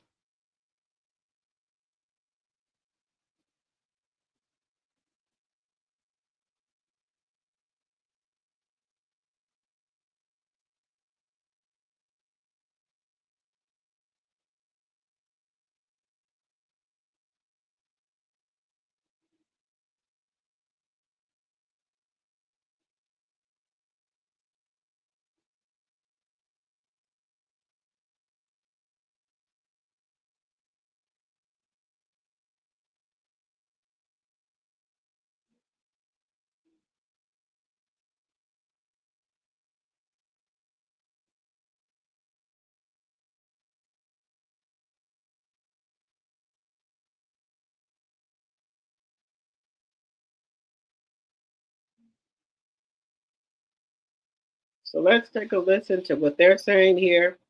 Everybody, people are not buying it. They're not buying it. Had at her estranged husband's funeral. Baby, there's a lot to this story, a lot of screenshots we got to read. Let's talk about it. So for those who don't know Masika, she used to be on Love and Hip Hop. She was in a relationship with Young Berg right after Hazel E. And then she had a baby with Fetty Wap, which would be this beautiful little girl in the middle. After that, she got married to a man named Jamar Champ and had another gorgeous baby. She makes nothing but cute babies with him. Now, all the headlines keep saying estranged. I'm going to say it's her husband because if you're still married on paper, y'all were together. Now, he passed away in a car accident after a driver went the wrong way driving down a road in Houston. This was the Cybertruck, absolutely like tragic. So this is from KHOU in Houston. Family tells me Jamar Champ, who was 38 years old, was the driver of a distinctive Cybertruck who Houston Police Department says was struck and killed overnight by a wrong way driver on I-10. So somebody's going the wrong way down the highway. That driver also passed away. Champ is remembered as a devoted father and friend. Horrible. This was probably maybe somebody from out of town that didn't know that highway, could have been drunk, but everybody lost their lives. So, of course, just like any wife and mother, she's absolutely in shambles. She posted this alongside of her pictures at the funeral. Grief is the loudest silent echo that you never hear, but can't get out of your head. It's deafening. It's like a stab to your heart. It feels like breathing with no lungs. Without your support, I don't know where I would be. I took my vows to death do us part. I will carry on your legacy. You will always have a place forever in my forever broken heart. Not 1 minute of a single day that goes by that I don't think about you. And this is at his page, 101 champ times 4. Now, photos at a funeral is not a new concept, but a lot of people were turned off by the posted photo shoot. They were like, it seems a little bit too like intimate of a moment. This needs to be private between family, and it's all on the internet to see. And they look like they are professional. Close up to her in some of her darkest moments. We got nail cam almost going on. So there's a lot of opinions about it, but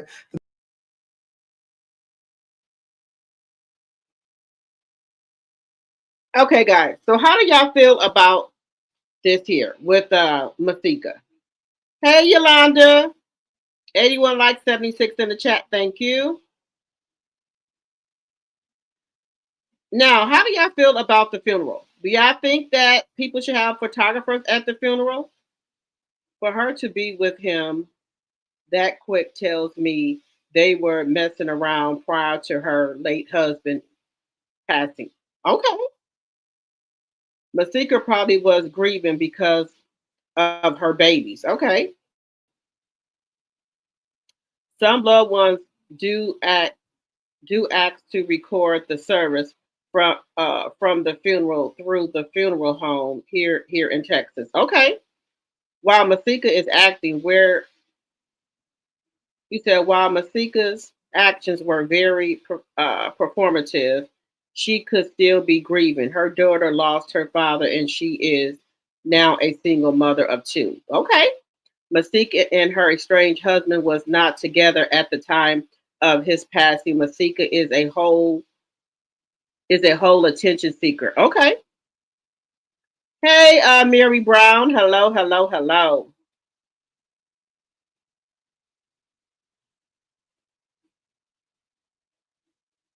Okay, let's see what y'all are saying. But okay, do y'all think it's too quick for her to move on? Because now she with HOODBINO. Do y'all think that's too soon for her to move on? To be with somebody? What's going on here? Wait a minute. Let's see what's going on here.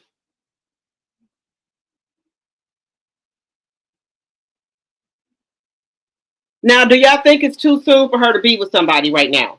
Because she has started. Well, I don't want to say she's dating. They seen her out with HOODBINO, so I don't want to say that she's dating anybody. Do y'all think that it's too soon for her to be with somebody?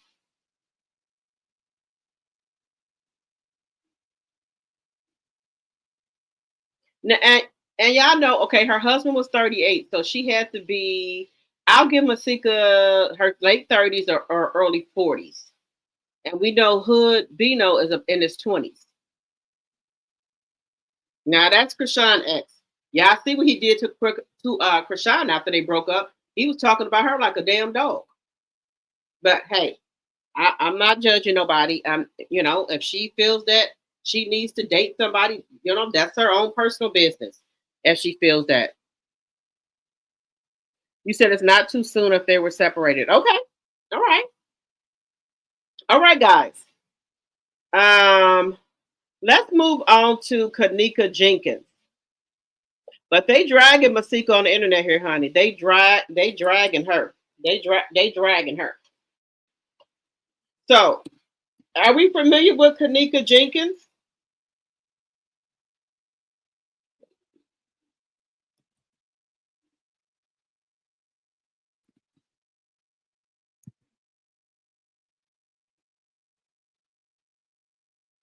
Are we familiar with the KENNEKA Jenkins story about what happened to KENNEKA Jenkins? That story that case has been reopened. The mother is saying that she was forced to be quiet. Now, I don't know who she was forced to be quiet by who, but this is what she's saying, guys. She was forced to be quiet. That's what she's saying. So we're going to just refresh our memory about what happened here first. Wait 1 second.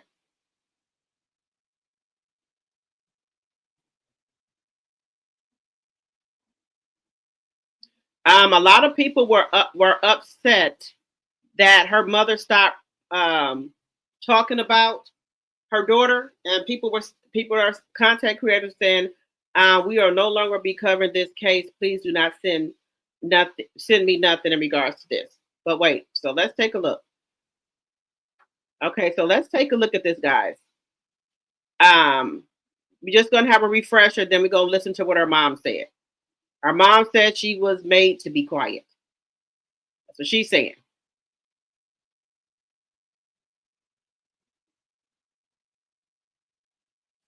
Why is it not playing? Wait a second.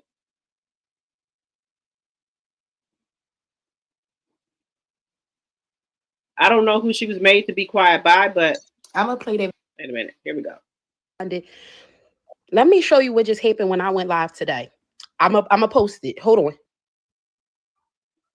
I'm gonna play that video explain. Go ahead, you can talk.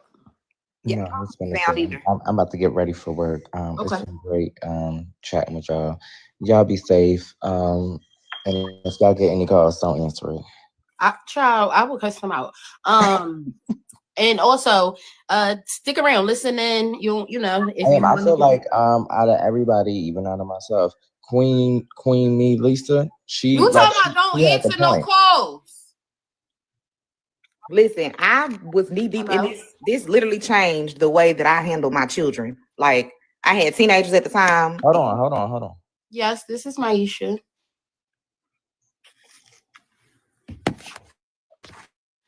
Okay.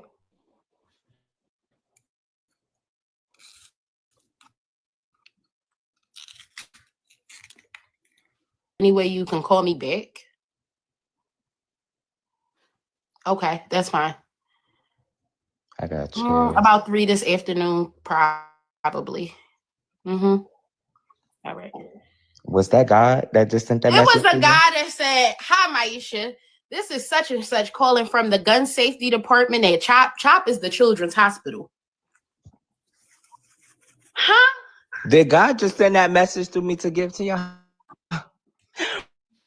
What?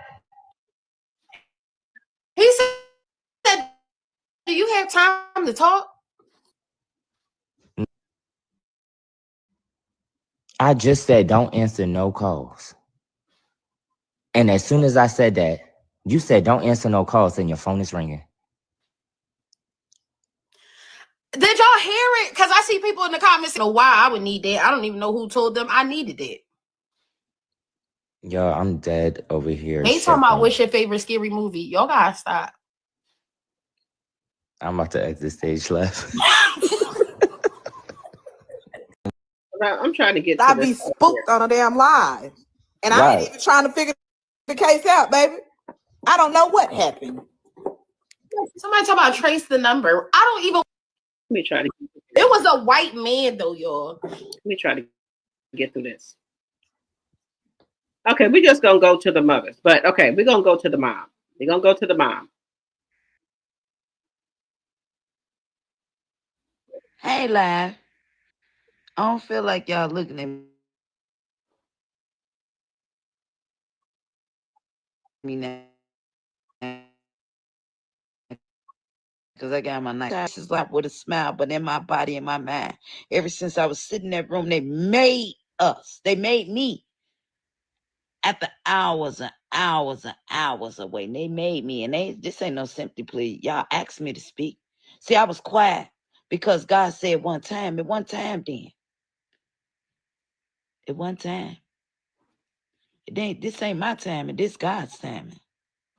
This ain't for y'all to believe me. Those who have ears, y'all hear me.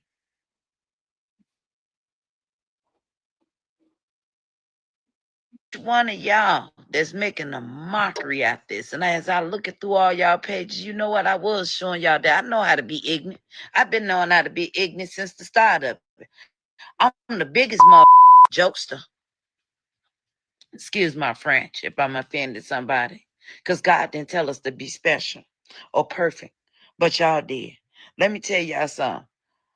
See, a jokester love to make jokes. A jokester make jokes on themselves.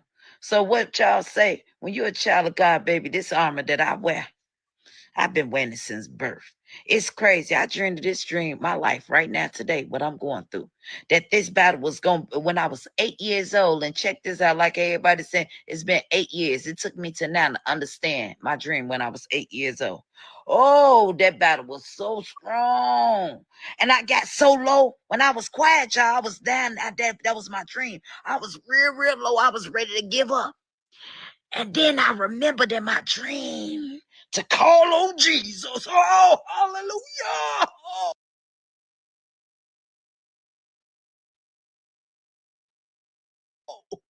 So I'm calling on Jesus.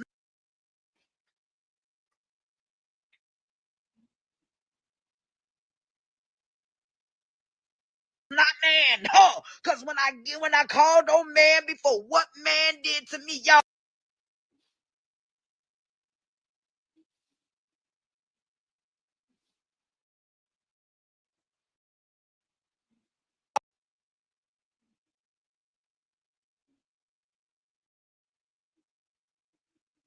Y'all forsake me. Y'all talked about me. Y'all mistreated me. Y'all did me similar to what they call Jesus. And thank God that y'all did that. Because I used to question about myself. I looked in the mirror for 51 years and I never saw who God created me to be. Hallelujah. But let me tell y'all something today. Y'all say something wrong with me. It is. I'm made up on Jesus. I'm crazy about the Lord. For God I live, and for God I die. And if they ready to take me to court, they say if I put both of them together, I heard them, I see them. If God show me a little, what makes y'all think he won't show me a lot? I'm going to pray for y'all that send them y'all words, because I'm calling. I told y'all once, the rapture is coming. I wish y'all understand this. But those who have ears, y'all don't have to understand, because I ain't God. All praises we get to the Most High. I'm asking y'all. Y'all ain't even got to say something bad. Guess what? I used that and I ate it. Y'all know why I ate it?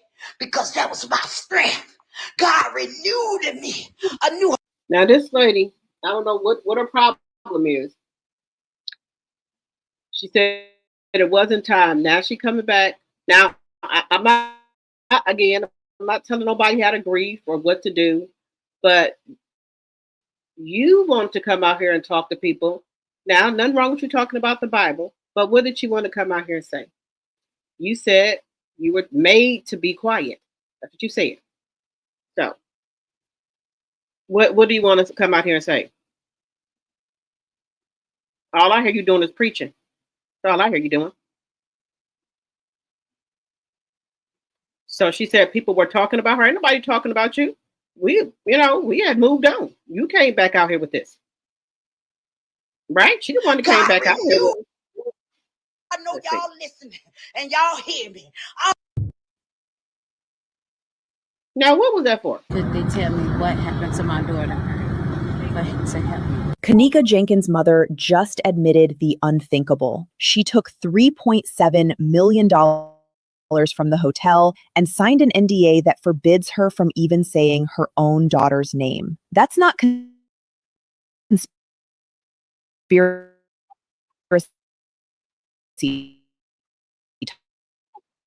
talk. That's her own Facebook post.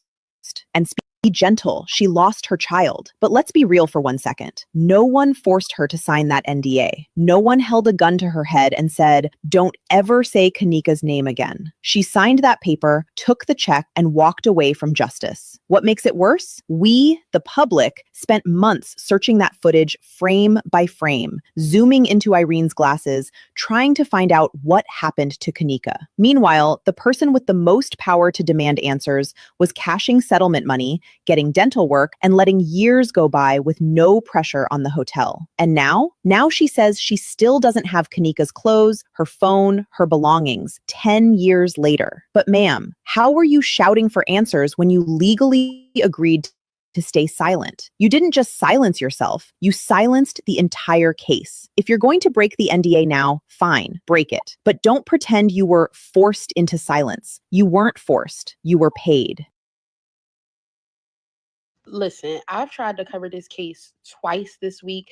The first time my comment section was spammed with people telling me, don't cover the case. It's not safe. Content creators are being unalive behind it. Let me show you what just happened when I went live today. I'm a post it. Hold on. I'm going to play that video he's playing. Go ahead. You can talk. Yeah, I was gonna say, I'm about to get ready for work. It's Okay. been great chatting with y'all. Y'all be safe. And if y'all get any calls, don't answer it. Child, I will cuss them out. And also, stick around, listen in. You know, if you I feel like out of everybody, even out of myself, Queen me, Lisa, she you like talking about don't she had the answer no point. calls. Listen, I was knee deep in this. This literally changed the way that I handle my children. Like, I had teenagers at the time. Hold on. Yes, this is Maisha. So, okay. Probably. So they're telling people not to cover this case. That's why this lady right here says, I will no longer be covering this case. Please do not send me nothing else.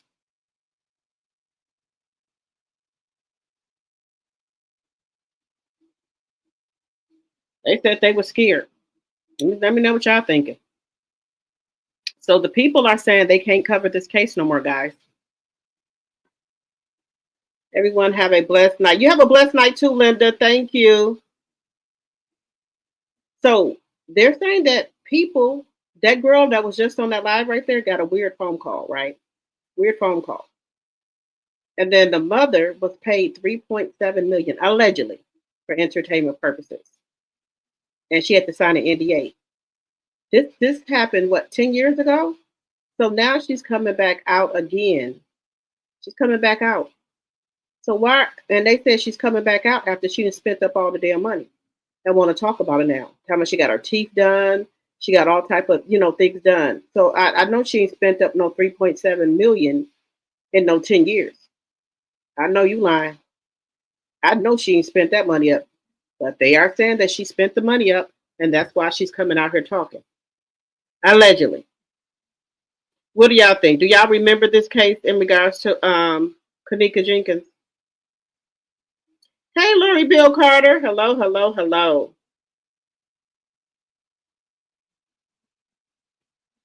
But guys, like I said, the mother didn't want to talk when the case was fresh. Now you want to come out here 10 years later and say something? No, ma'am. Everybody didn't move on. But if y'all know Jared Brown, he was over there in Chicago dealing with, what is her name? The crazy mayor that they had over there. What was it? What was her name? What was the mayor name that was over there in Chicago? The corrupt mayor, the lady. What was her name?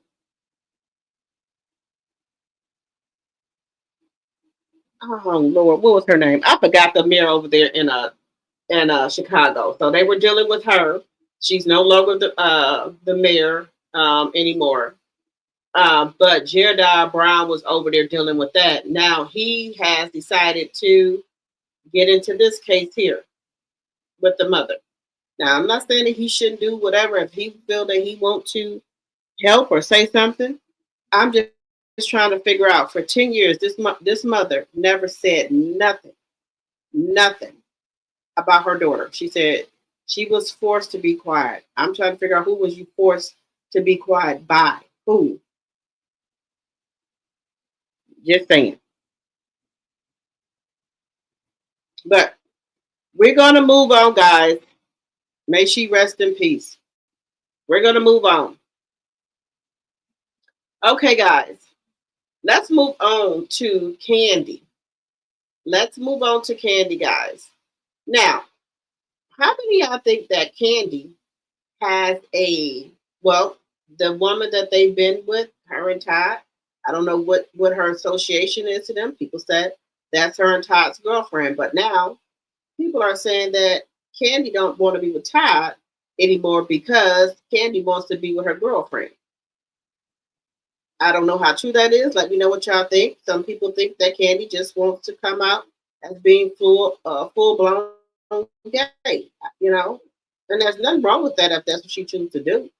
But just keep it real. If that's what you want to do it.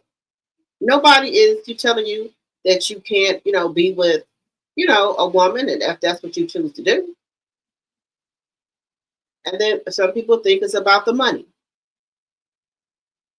So it's two different scenarios is going on here with KANDI. Let's see.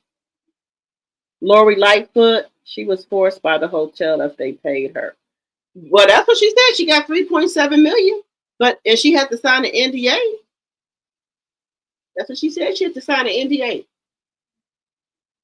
That's what she said. But my personal opinion, I wouldn't. No, ma'am. But that's either here or there because this has been 10 years later. Any evidence or anything that they may have had is gone. She said she never got her daughter clothes, her daughter's cell phone. She never got anything. Now, after 10 years later, you coming out asking about these things. You should have been asked about it. You should have been asked about. Now, I know this is a trigger for some people, but I just think the mom, if she did do that, we're just going to say allegedly and for entertainment purposes, if she did do that, I don't know what type of mother you are, but there couldn't be no money in the world. No, No. So she never really found out the truth of behind of what really happened to her daughter because they stopped the case. She allegedly she took the money, signed an NDA, and kept it moving.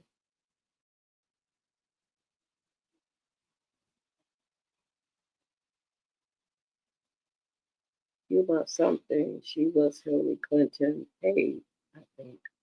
Almost something. She was Hillary Clinton. Hey, I think. Okay. Can it appear? I don't know. The police will usually give you back the belongings, but the mother says she didn't she didn't get the belongings. Well, honey, Todd don't look like he hurt behind a divorce at all. Todd out partying. Todd acting like he just got out of jail. Todd out partying, doing shots and everything.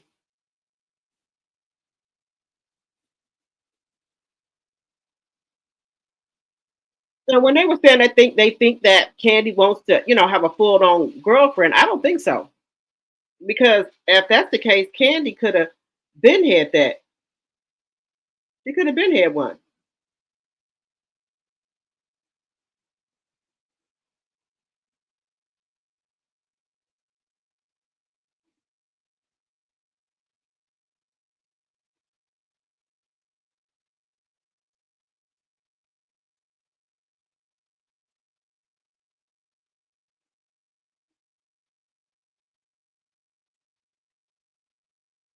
I think she could have been. She could have been, came out. Look at Niecy Nash. She didn't came out. So I think if Kandi wanted to come out, um, as GAY, I don't think that would have been a problem. In my personal opinion, I don't think it would have been a problem for her to come out if that's the case. But people are saying that a lot of people say they think that Kandi's going to end up with a woman. Now, I don't think that she's going to end up with a woman. I don't because like I said, Kandi could have. Give me 1 second, y'all. Oh my God.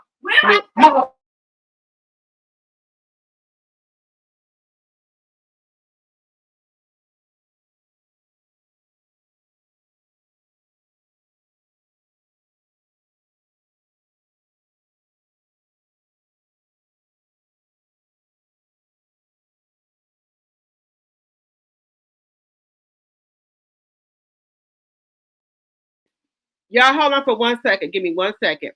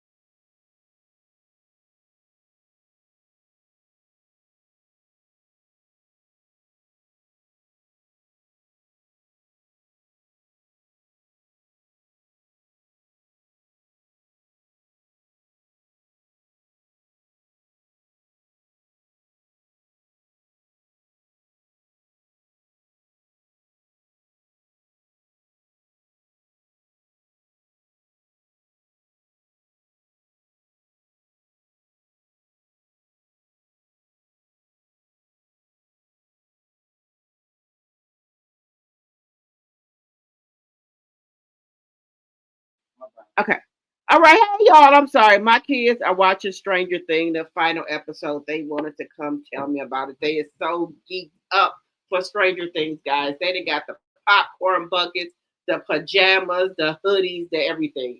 So that's on Netflix. They're watching Stranger Things, the final episode of Stranger Things, guys. Hey Carol, hey. 93 likes. Thank you, Sonya. Let's see.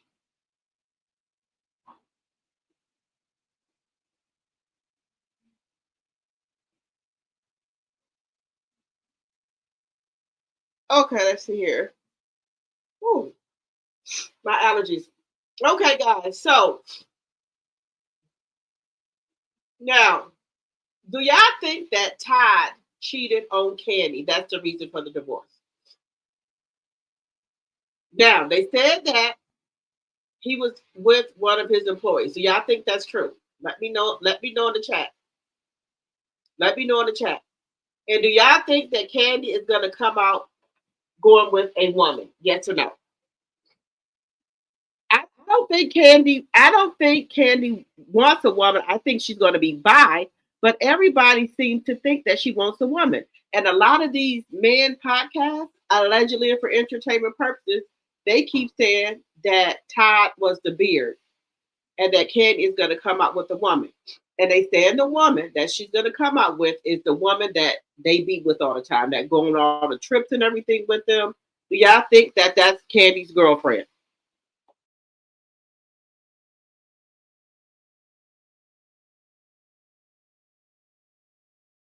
See it. I don't see Kandi coming out with a woman, but she could because I guess she likes threesome, guys. Just be honest. She likes threesomes. And that's okay. If that's what she likes to do, that's fine. If she likes threesomes, that's fine. But the men podcasters, they are really up. They're like they upset with Kandi for some reason. Talking about she played with Todd for 11 years. I don't think she played with Todd for 11 years. I really think that Kandi would have still been with Todd if he had not cheated. I do.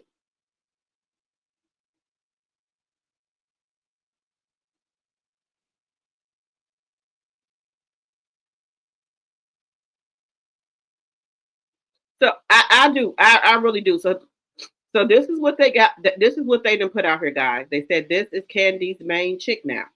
Kandi and Todd's alleged live-in girlfriend amplifies rumor that she broke up their marriage and is now Kandi's main chick.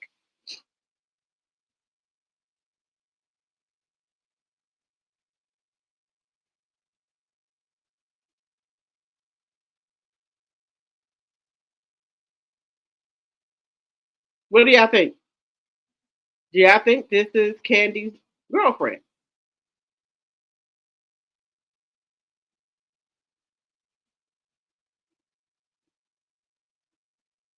Let me know what y'all think. This is a rumor that this is Kandi's girlfriend.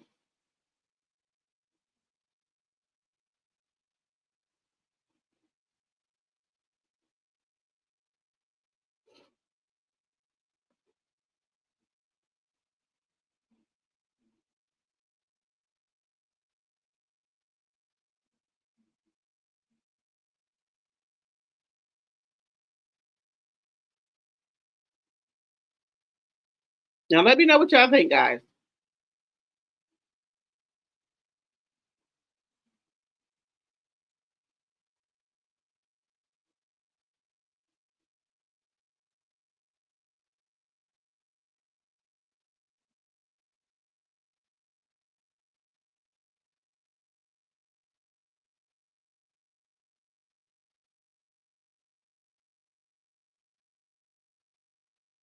Okay, so we're going to get into this one right here.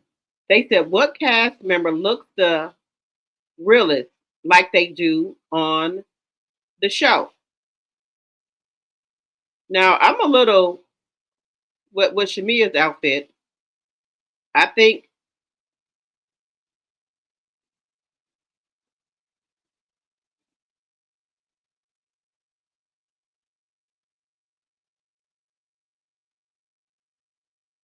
knew you. I'm telling y'all, they are. I think the camera. Now I think that was a little bit too much for Shamia to wear. Out. She's a mom. She's a wife. I think that was a little bit too much for her to wear. That's just my personal opinion. I wouldn't have worn, but hey, Shamia do what she want to do. But what they're saying is that which cast look the most like they do on TV.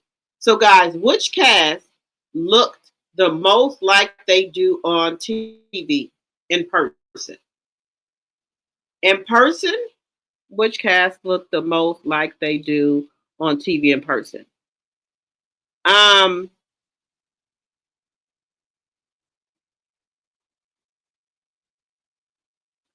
hmm. They all look a lot. They all look the same. It's just they're smaller to me. I have a picture with Phaedra. I have one with Drew, Portia, um, Angela. They look the same. They just smaller to me. Now other people might say in person they look different to them. To me, all of them look the same. They're just smaller in person.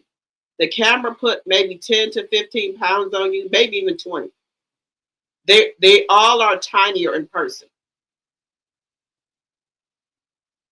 So I would say now I didn't see Shamia, I didn't see Kelly, Shamia and Kelly. I didn't see them two. But I saw everybody else. Drew, Angela, they all did a good job with their hair this time. Everybody here was on point. They had different color wigs on. Their makeup was on point. The outfits was on point. Everything was on point for them for BravoCon. I will say that. Now, some people do not like Kelly's shirt. They don't like it. Now, okay.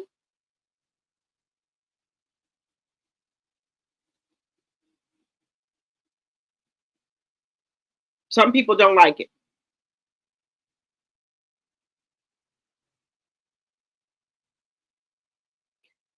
Yeah, everybody looks like they look. They look more. If you see them in person, they're more smaller.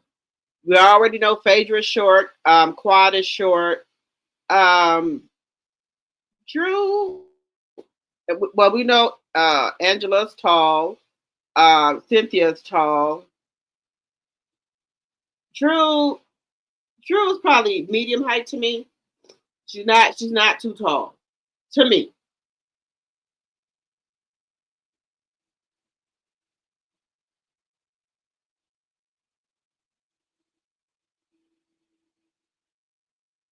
I'm gonna say to me.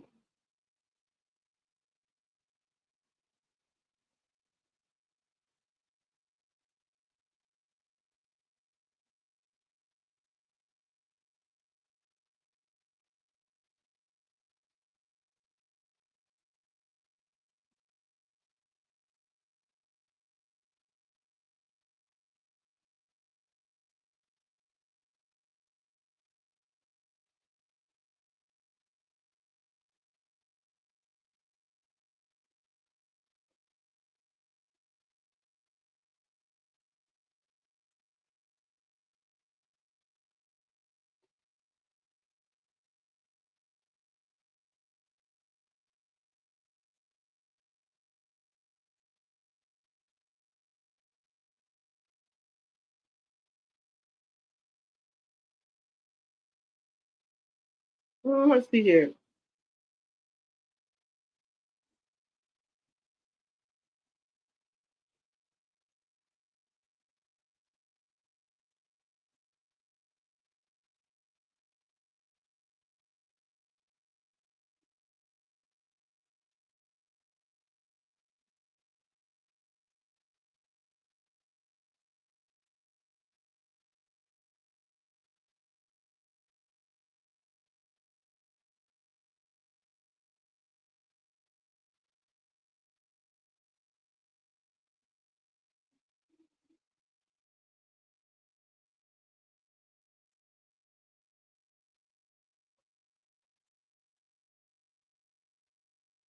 Trying to see something here.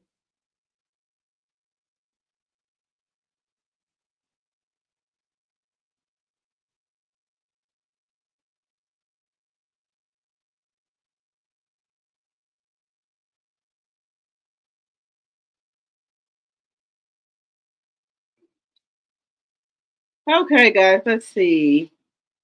Hey, Deborah. You said I'm cheating can be used in their divorce since a third party was invited. You said I'm a cheat. Let me see. In my opinion, cheating can't be used in their divorce since a third party was invited in. Okay. Todd will probably say Candy invited a third party for the two of us. I wanted a third. You said I wanted a third party by myself, and okay. Well, they might can use that. Let's see. Do y'all think they'll get back together and stop the divorce? No, no. I don't think they'll get back together. They've been separated since July, August, September, October, November. They've been separated for 5 months and living, in separate homes. Todd and Candy know. And then somebody said that Todd was going in Candy's money as well, opening up business and stuff that he didn't get clear with Candy. And then people said y'all should have knew it was a red flag when Candy let all those business close down.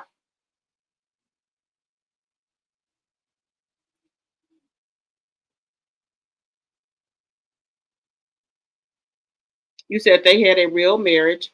I don't believe she had any talk with her mother. Okay. All right. All right, guys. Let's get into a little Black history here. Some interesting things. Now, I'm going to say allegedly because I did not know this about the Statue of Liberty. I did not know this about the Statue of Liberty. So give me just a second here. Let's see.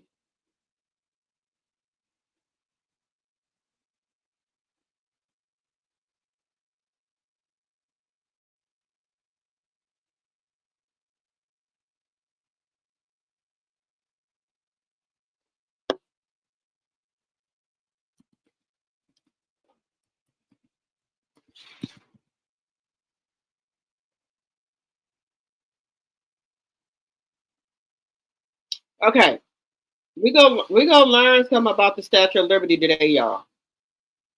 Did y'all know the Statue of Liberty was supposed to be black? Did y'all know that? The Statue of Liberty was supposed to be black. We're gonna learn something today, y'all. Did y'all know the Statue of Liberty was supposed to be black?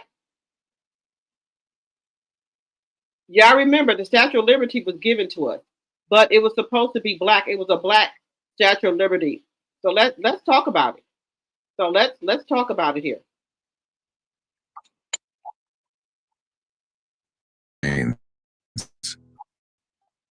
But when America saw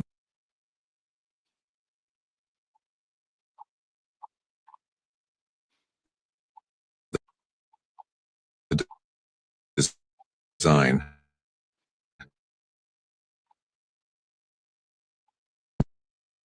its first drawing showed Liberty with African features. This is how the Statue of Liberty was supposed to look. It was supposed to be like that, a sign of freedom.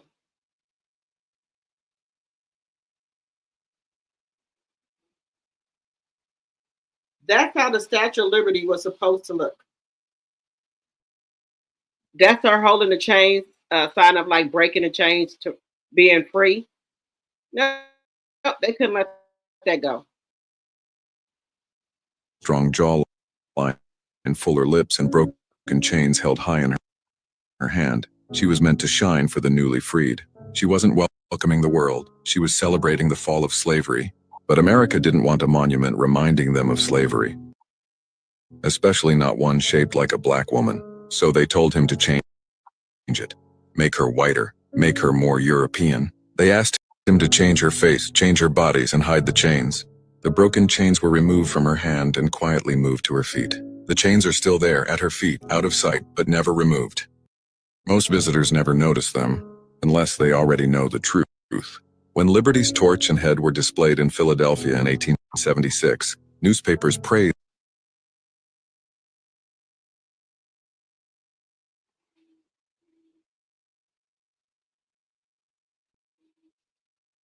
Now, when y'all look at the Statue of Liberty again, just imagine that was supposed to be a black woman. Just saying. Just saying. That they didn't want that.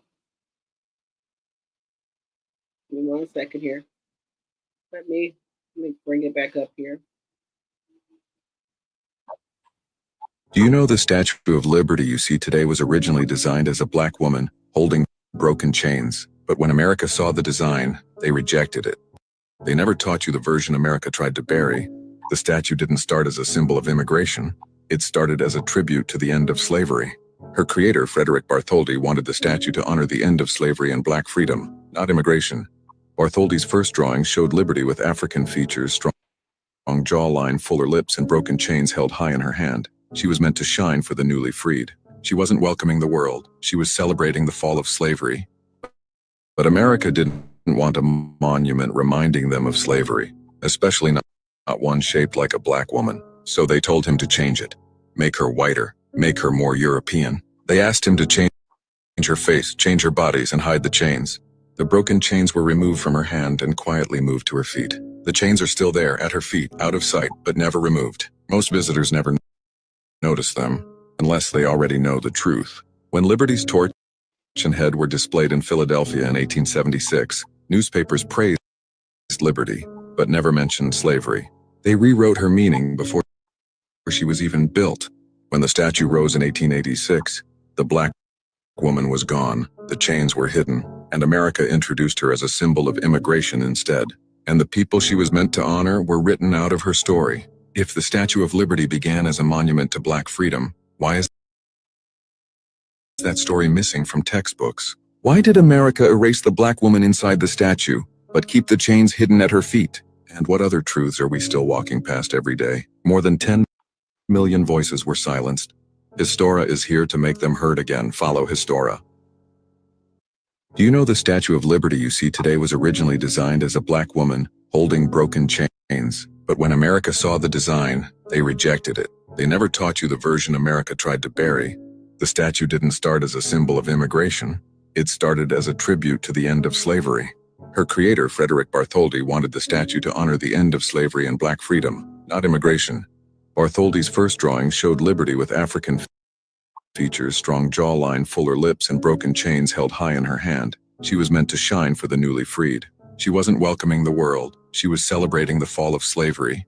But America didn't want a monument reminding them of slavery, especially not one shaped like a black woman. So they told him to change it.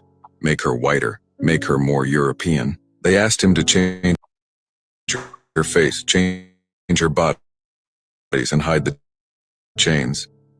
The broken chains were removed from her hand, but never removed. Most visitors never notice them, unless they already know the truth. When Liberty's torch and head were displayed in Philadelphia in 1876, newspapers praised Liberty, but never mentioned slavery. They rewrote her meaning before she was even built. When the statue rose in 1886, the black woman was gone, the chains were hidden, and America introduced her as a symbol of immigration instead. And the people she was meant to honor were written out of her story. If the Statue of Liberty began as a monument to black freedom, why is that story missing from textbooks? Why did America erase the black woman inside the statue? How do y'all feel about that? How do y'all feel about that? That the Statue of Liberty was supposed to be black?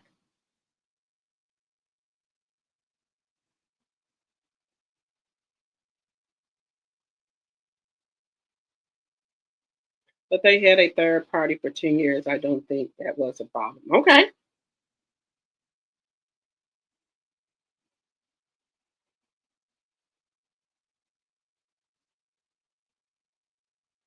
You said I read and listened to that on one of my subscriptions. Yes, the Statue of Liberty was a black woman, but they made him change it and wanted her to look more white or European. And they could have a lady up there with a torch in her hand with an afro and with the chains hanging. Now, I have never been and visited the Statue of Liberty before.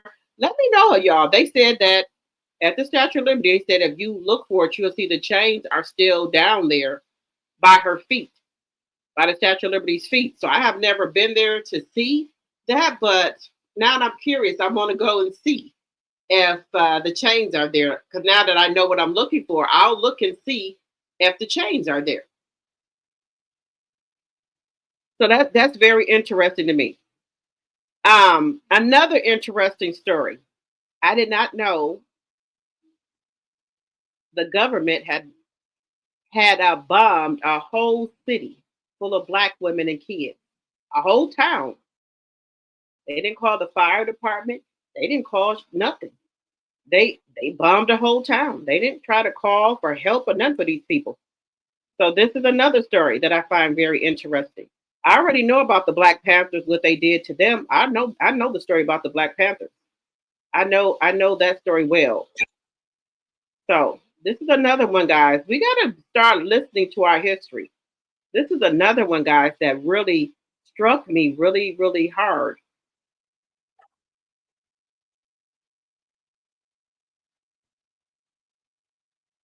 The year was 1985. The city was Philadelphia. And the target was a group called MOVE. MOVE was a black liberation group. They believed in justice, community, and self-defense.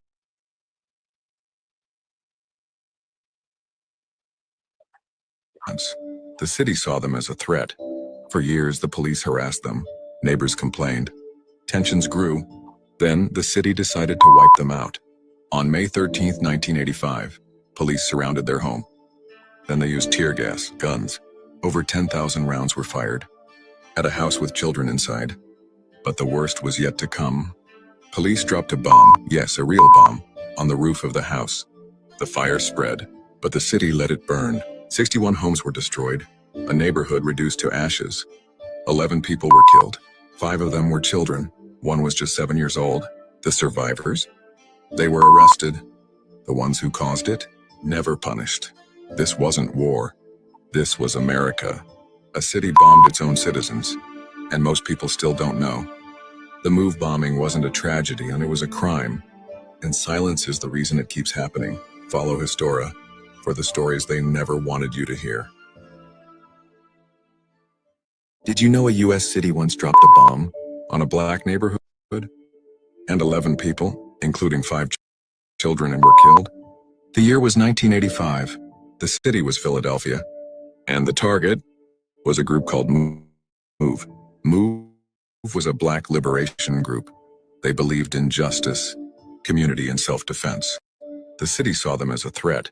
For years, the police harassed them. Neighbors complained. Tensions grew. Then, the city decided to wipe them out. On May 13, 1985, police surrounded their home. Then they used tear gas, guns. Over 10,000 rounds were fired at a house with children inside. But the worst was yet to come. Police dropped a bomb, yes, a real bomb, on the roof of the house. The fire spread, but the city let it burn. 61 homes were destroyed, a neighborhood reduced to ashes. 11 people were killed.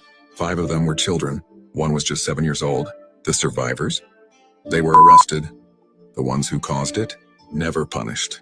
This wasn't war. This was America. A city bombed its own citizens, and most people still don't know. The MOVE bombing wasn't a tragedy, and it was a crime. And silence is the reason it keeps happening. Follow Histora for the stories they never wanted you to hear. Did you know a U.S. city once dropped a bomb on a black neighborhood? And 11 people, including 5 children, were killed? The year was 1985. The city was Philadelphia. And the target was a group called MOVE. MOVE was a black liberation group. They believed in justice, community, and self-defense. The city saw them as a threat. For years, the police harassed them. Neighbors complained. Tensions grew. Then, the city decided to wipe them out. On May 13, 1985, police surrounded their home. Then they used tear gas, guns. Over 10,000 rounds were fired at a house with children inside. But the worst was yet to come. Police dropped a bomb, yes, a real bomb, on the roof of the house. The fire spread, but the city let it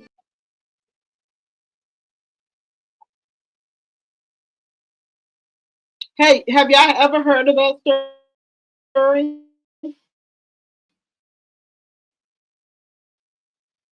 In that bombing. Oh wow. Okay. Deborah said she remembers. Okay. Sonia said I'm surprised. And what they did to and let me say you said and what they did to and with that town afterwards and the things that followed. Wow. Okay, Ken, if you remember, Kenneth said there's much of our history that was hidden and now being uncovered. Yes, I never knew that. I never knew about this town ever. I never knew that there was a bombing. Okay, well, we're gonna do one more. This lady here.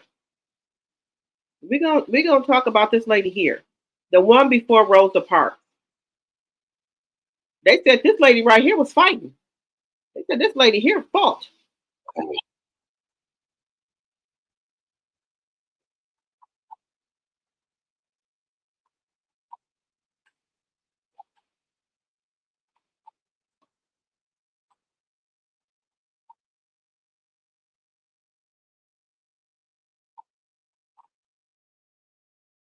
If the bus was half empty, the law forced you to move. She boarded a Greyhound heading north. She paid for her seat. She sat in the section that come behind her. She broke no rule, but when two white passengers boarded, the driver ordered her to move. Irene said one sentence, "I will not." The sheriff climbed onto the bus with a warrant in his hand. Irene looked at it, snatched it, and tore it into pieces. He grabbed her arm and Irene fought back. She kicked him in the groin. She pushed a second officer away. She fought until they dragged her off the bus bleeding. They charged her with 2 crimes, resisting arrest and violating segregation laws. But the NAACP heard what happened, and they sent one of the greatest lawyers in American history, Thurgood Marshall. Her case went all the way to the Supreme Court, and Irene Morgan won. They ruled segregation on interstate buses was illegal. Her victory became the legal weapon the Freedom Riders used years later to force the South to obey the law. But history books barely mention her. Because Irene wasn't soft, polite, or quiet. She didn't fold her hands. She fought. And America preferred a gentler story. So they lifted up Rosa Parks and buried the woman who fought back with fire. So why don't they teach Irene Morgan? Why hide the woman whose Supreme Court fight changed the entire South? And how many warriors like her did America erase because they refused to be quiet? Not every hero makes it into textbooks. Histora brings them back. Follow Histora for more truth. Do you know the black woman who refused to give up her bus seat 10 years before Rosa Parks and fought the police with her bare hands? She didn't just stay seated. She tore up the arrest warrant and kicked the sheriff so hard he couldn't stand.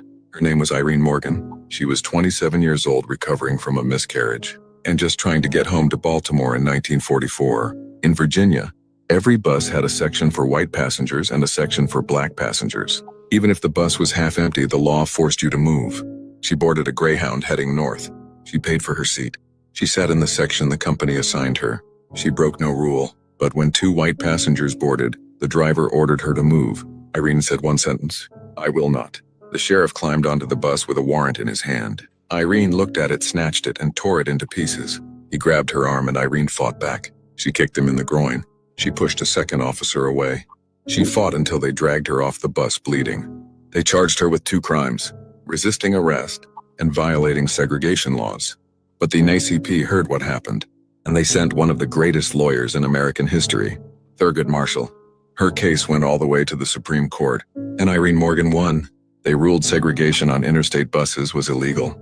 Her victory became the legal weapon the Freedom Riders used years later to force the South to obey the law. But history books barely mention her, because Irene wasn't soft, polite, or quiet. She didn't fold her hands. She fought. And America preferred a gentler story. So they lifted up Rosa Parks and buried the woman who fought back with fire. So why don't they teach Irene Morgan? Why hide the woman whose Supreme Court fight changed the entire South? And how many warriors like her did America erase because they refused to be quiet? Not every hero makes it into textbooks. Histora brings them back. Follow Histora for more truth. Do you know the black woman who refused to give up her bus seat 10 years before Rosa? So this was the lady here. Before Rosa Parks, there was another lady that wouldn't give up her seat, but this lady right here was rough. She wasn't going. She was not going. She was not going. So they put Rosa Parks because she was more softer spoken, and she didn't really fight. So they put her story out first. But there were people fighting because everybody's like, why didn't the black people fight back? There were a lot of black people who fought back. A lot. There were a lot of black people who fought back. They just don't mention it.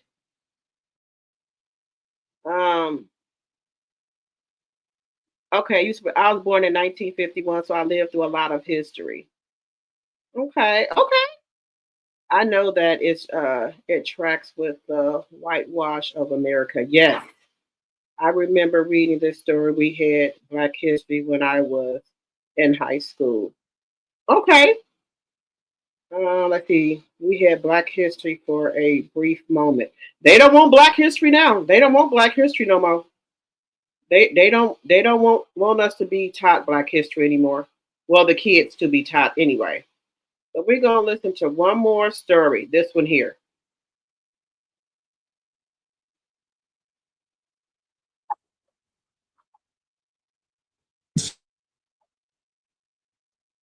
'69.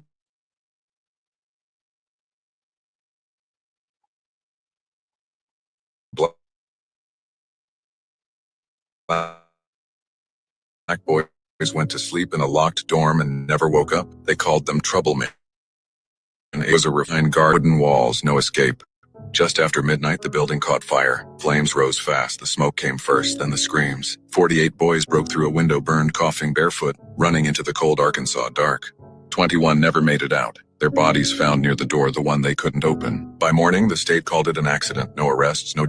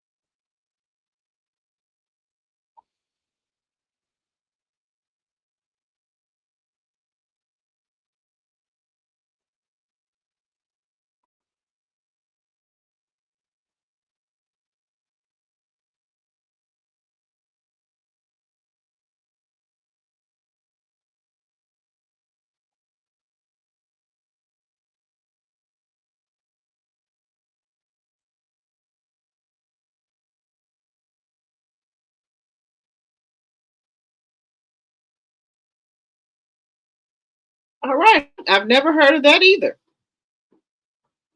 Never heard this story before.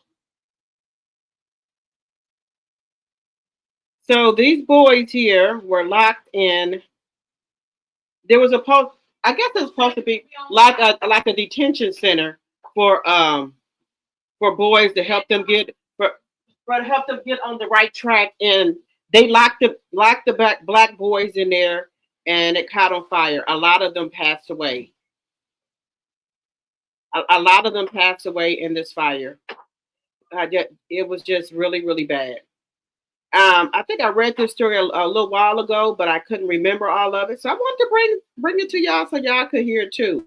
That all the Black history that they don't want us to know. But this happened. Just like with the Statue of Liberty. The Statue of Liberty is supposed to be a Black woman showing that slavery was over with a chain in her hand. But they couldn't have that. A Black woman holding a torch with an afro, they couldn't have that. But I'm gonna try to go visit the Statue of Liberty and see if I see any change down there by her feet, by the feet. I'm gonna go and look. Can you play that again? We could not hear it. The sound went out. Okay, yes, I can play it again. Give me 1 second. Give me 1 second. Let me put it back on here. Okay, let me put it back on here.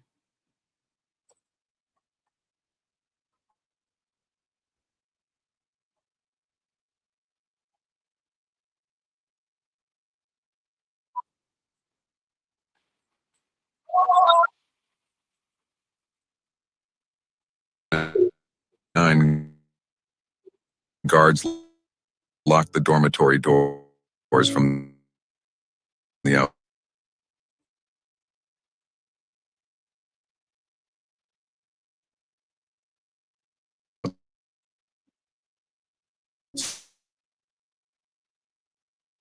The state called it an accident. No arrests. The survivors said the doors were locked. They swore they heard the click of the padlock before the flames. Most of the 21 were buried in unmarked graves, no names, just numbers. Mothers searched for answers. They found ashes.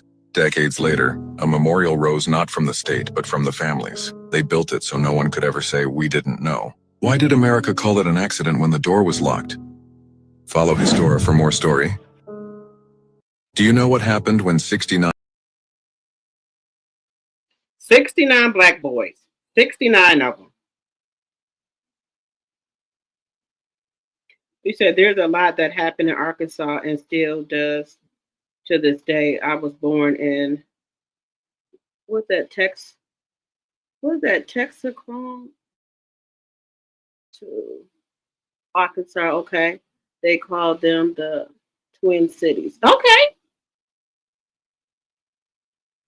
Texarkana, Texas. Okay.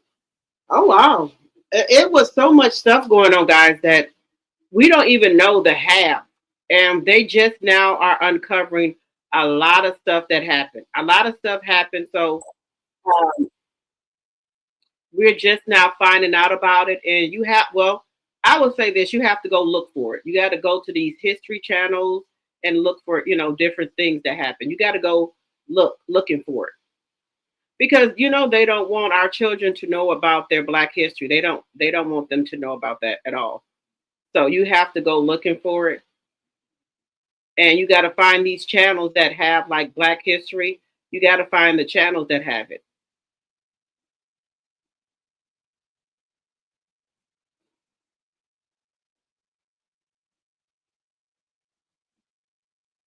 Yep, you got to find the channels that, that have like the Black history and stuff. And then you can find out a lot of stuff.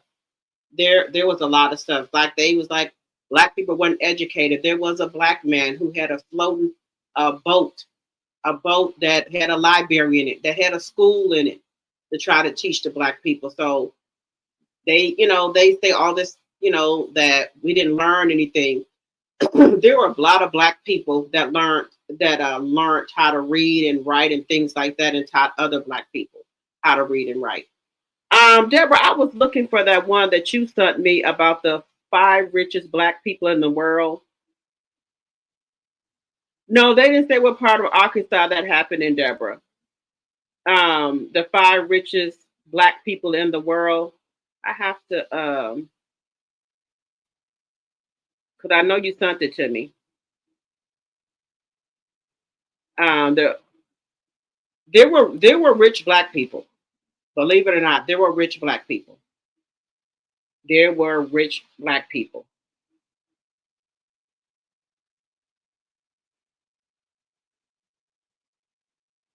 Let's see. There were rich Black people. They might not want us to believe that, but there were rich Black people.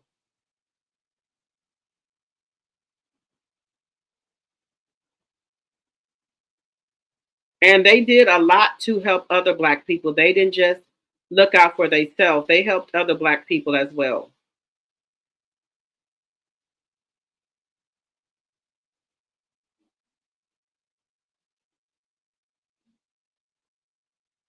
So there were other.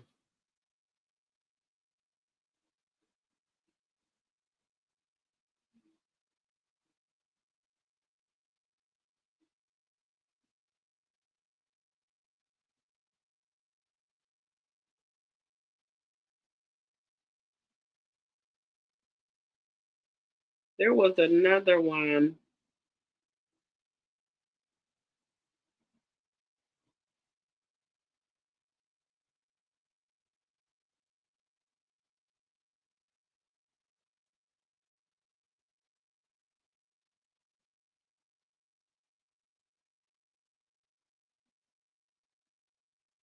This lady here.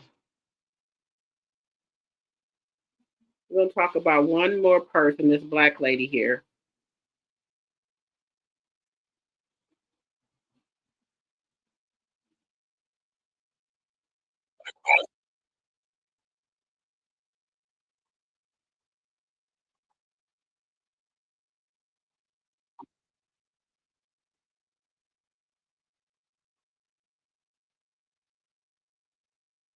A white craftsman, property by birth in the house of a man who wrote about freedom. She became Martha Washington's personal servant, dressed her, traveled with her, slept near her chamber. To the world she was invisible, but to the First Lady, indispensable.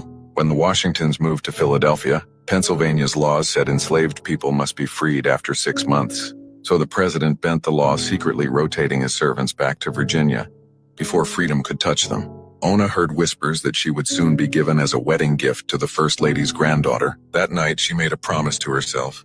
She would never belong to anyone again. She slipped out during dinner, walking straight into history. A free black sailor helped her hide aboard a ship bound for New Hampshire. When Washington discovered her gone, he used his power to hunt her, placing newspaper ads describing her like property, not a person. One judge, of a light yellow complexion, much freckled, with very black eyes and bushy black hair. He called it a search.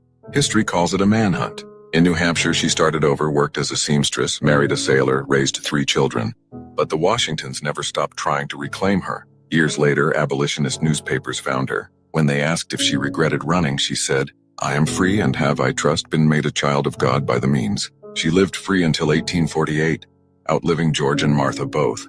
She didn't need permission from the powerful. She wrote her own Declaration of Independence. Follow Histora for more story. Do you know the black woman who escaped America's first president and forced him to break his own laws to chase her? She was enslaved in the president's household, serving liberty's author while dreaming of her own. Her name was Ona Judge. Born around 1773 at Mount Vernon, daughter of an enslaved woman and a white craftsman, property by birth in the house of a man who wrote about freedom. She became Martha Washington's personal servant, dressed her, traveled with her, slept near her chamber. To the world she was invisible, but to the First Lady, indispensable. When the Washingtons moved to Philadelphia, Pennsylvania's laws said enslaved people must be freed after 6 months. So the president bent the law, secretly rotating his servants back to Virginia before freedom could touch them. Ona heard whispers that she would soon be given as a wedding gift to the First Lady's granddaughter. That night, she made a promise to herself. She would never belong to anyone again. She slipped out during dinner, walking straight into history. A free black sailor helped her hide aboard a ship bound for New Hampshire. When Washington discovered her gone, he used his power to hunt her, placing newspaper ads describing her like property, not a person. One judge, of a light yellow complexion, much freckled, with very black eyes and bushy black hair. He called it a search. History calls it a manhunt. In New Hampshire, she started over, worked as a seamstress, married a sailor, raised 3 children. But the Washingtons never stopped trying to reclaim her. Years later, abolitionist newspapers found her. When they asked if she regretted running, she said, "I am free and have, I trust, been made a child of God by the means." She lived free until 1848, outliving George and Martha both. She didn't need permission from the powerful. She wrote her own Declaration of Independence. Follow Histora for more story. Do you know the black woman who escaped America's first president and forced him to break his own laws to chase her? She was enslaved in the president's household, serving liberty's author while dreaming of her own. Her name was Ona Judge. Born around 1773 at Mount Vernon, daughter of an enslaved woman and a white craftsman, property by birth in the house of a man who wrote about freedom. She became Martha Washington's personal servant, dressed her, traveled with her, slept near her chamber. To the world she was invisible, but to the First Lady, indispensable. When the Washingtons moved to Philadelphia, Pennsylvania's laws said enslaved people must be freed after 6 months. So the president bent the law, secretly rotating his servants back to Virginia before freedom could touch them. Ona heard whispers that she would soon be given as a wedding gift to the First Lady's granddaughter. That night, she made a promise to herself. She would never belong to anyone again. She slipped out during dinner, walking straight into history. A free black sailor helped her hide aboard a ship bound for New Hampshire. When Washington discovered her gone, he used his power to hunt her, placing newspaper ads describing her like property, not a person. Bunny Judge, of a light yellow complexion, much freckled, with very black eyes and bushy black hair. He called it a search. History calls it a manhunt. In New Hampshire, she started over, worked as a seamstress, married a sailor, raised 3 children. But the Washingtons never stopped trying to reclaim her. Years later, abolitionist newspapers found her. When they asked if she regretted running, she said, "I am free and have, I trust, been made a child of God by the means." She lived free until 1848, outliving George and Martha both. She didn't need permission from the powerful. She wrote her own Declaration of Independence. Follow Histora for more story. Do you know the black woman who escaped America's first president and forced him to break his own laws to chase her? She was enslaved in the president's household, serving liberty's author while dreaming of her own. Her name was Ona Judge, born around 1773 at Mount Vernon, daughter of an enslaved woman and a white craftsman, property by birth in the house of a man who wrote about freedom. She became Martha Washington's personal servant, dressed her, traveled with her, slept near her chamber. To the world she was invisible, but to the First Lady, indispensable. When the Washingtons moved to Philadelphia, Pennsylvania's laws said enslaved people must be freed after 6 months. So the president bent the law, secretly rotating his servants back to Virginia before freedom could touch them. Ona heard whispers that she would soon be given as a wedding gift to the First Lady's granddaughter. That night, she made a promise to herself. She would never belong to anyone again. She slipped out during dinner, walking straight. All right. How do y'all feel about that? The woman, she outsmarted Washington. How do y'all feel about that? I'm cooking now, Deborah. There are some places you did not travel through after the sun went down, and if traveling in the daytime, you make sure your car was in a good running condition and you had a full tank of gas. Oh, the sundown towns, Kenneth. Oh yeah, we know about that. Remember we were talking about the sundown towns. Did they say what part? I didn't cook 2 cakes and everything. You remember watching a documentary about this, Kenneth? Okay. I done cooked 2 cakes already. I done put on my meat and stuff for my dressing. I done cooked 2 things of cornbread. My turkey, I'm gonna do some other turkey wings and turkey legs tomorrow. Then I'm gonna cook my I don't want to cook them tonight. I just want them to be seasoned so I can put them in the oven tomorrow. And then I'll put my dressing in the oven tomorrow, and then I'll make my macaroni and cheese tomorrow. I'm picking my greens right now. So I'm going to pick my greens, then I can put them on in the morning. Once I pick my greens, I can put them on in the morning. And then I'll put them on in the morning. My greens, my macaroni and cheese, and my dressing and stuff. So everything is basically done. I just got to put it in the oven. So I'll be putting stuff in the oven. So I have 2 ovens, so I'll be able to put everything in there. All right, guys. So we've been on here for 3 hours and 16 minutes. I hope everybody enjoyed everything we talked about tonight. Does anybody have any questions about the KENNEKA Jenkins? Anybody have any questions about KANDI? Anybody have any questions about Kimmy and Maurice? Y'all have any questions about Latisha? Any questions at all? Let me know if y'all have any questions about anything. Okay, you glad she found her freedom? Yes. The show, The Lone Ranger was copied after the Red Texas Ranger. Bass reveals a black man. Wait a minute, Texas Ranger. Bass reveals a black man. Really? Was copied after the Texas Ranger. I believe it. Everything that we do, they copy it. I believe it. I believe everything that we do is copied. And then they try to say that Black people don't have any culture. Soul food is our culture. The way we dress, the way we talk, the way we act. If we didn't have no culture, why are people duplicating it all over the world? You could go to these different countries, and most of them they they are dressing like black people and things like that. So we have culture. Oh God, I'm gonna peel my sweet potatoes tonight. I'm gonna peel them. All right, guys, we've been on here for 3 hours and 18 minutes. Happy Thanksgiving to everyone, and I will see you guys tomorrow. Good night, good night, good night.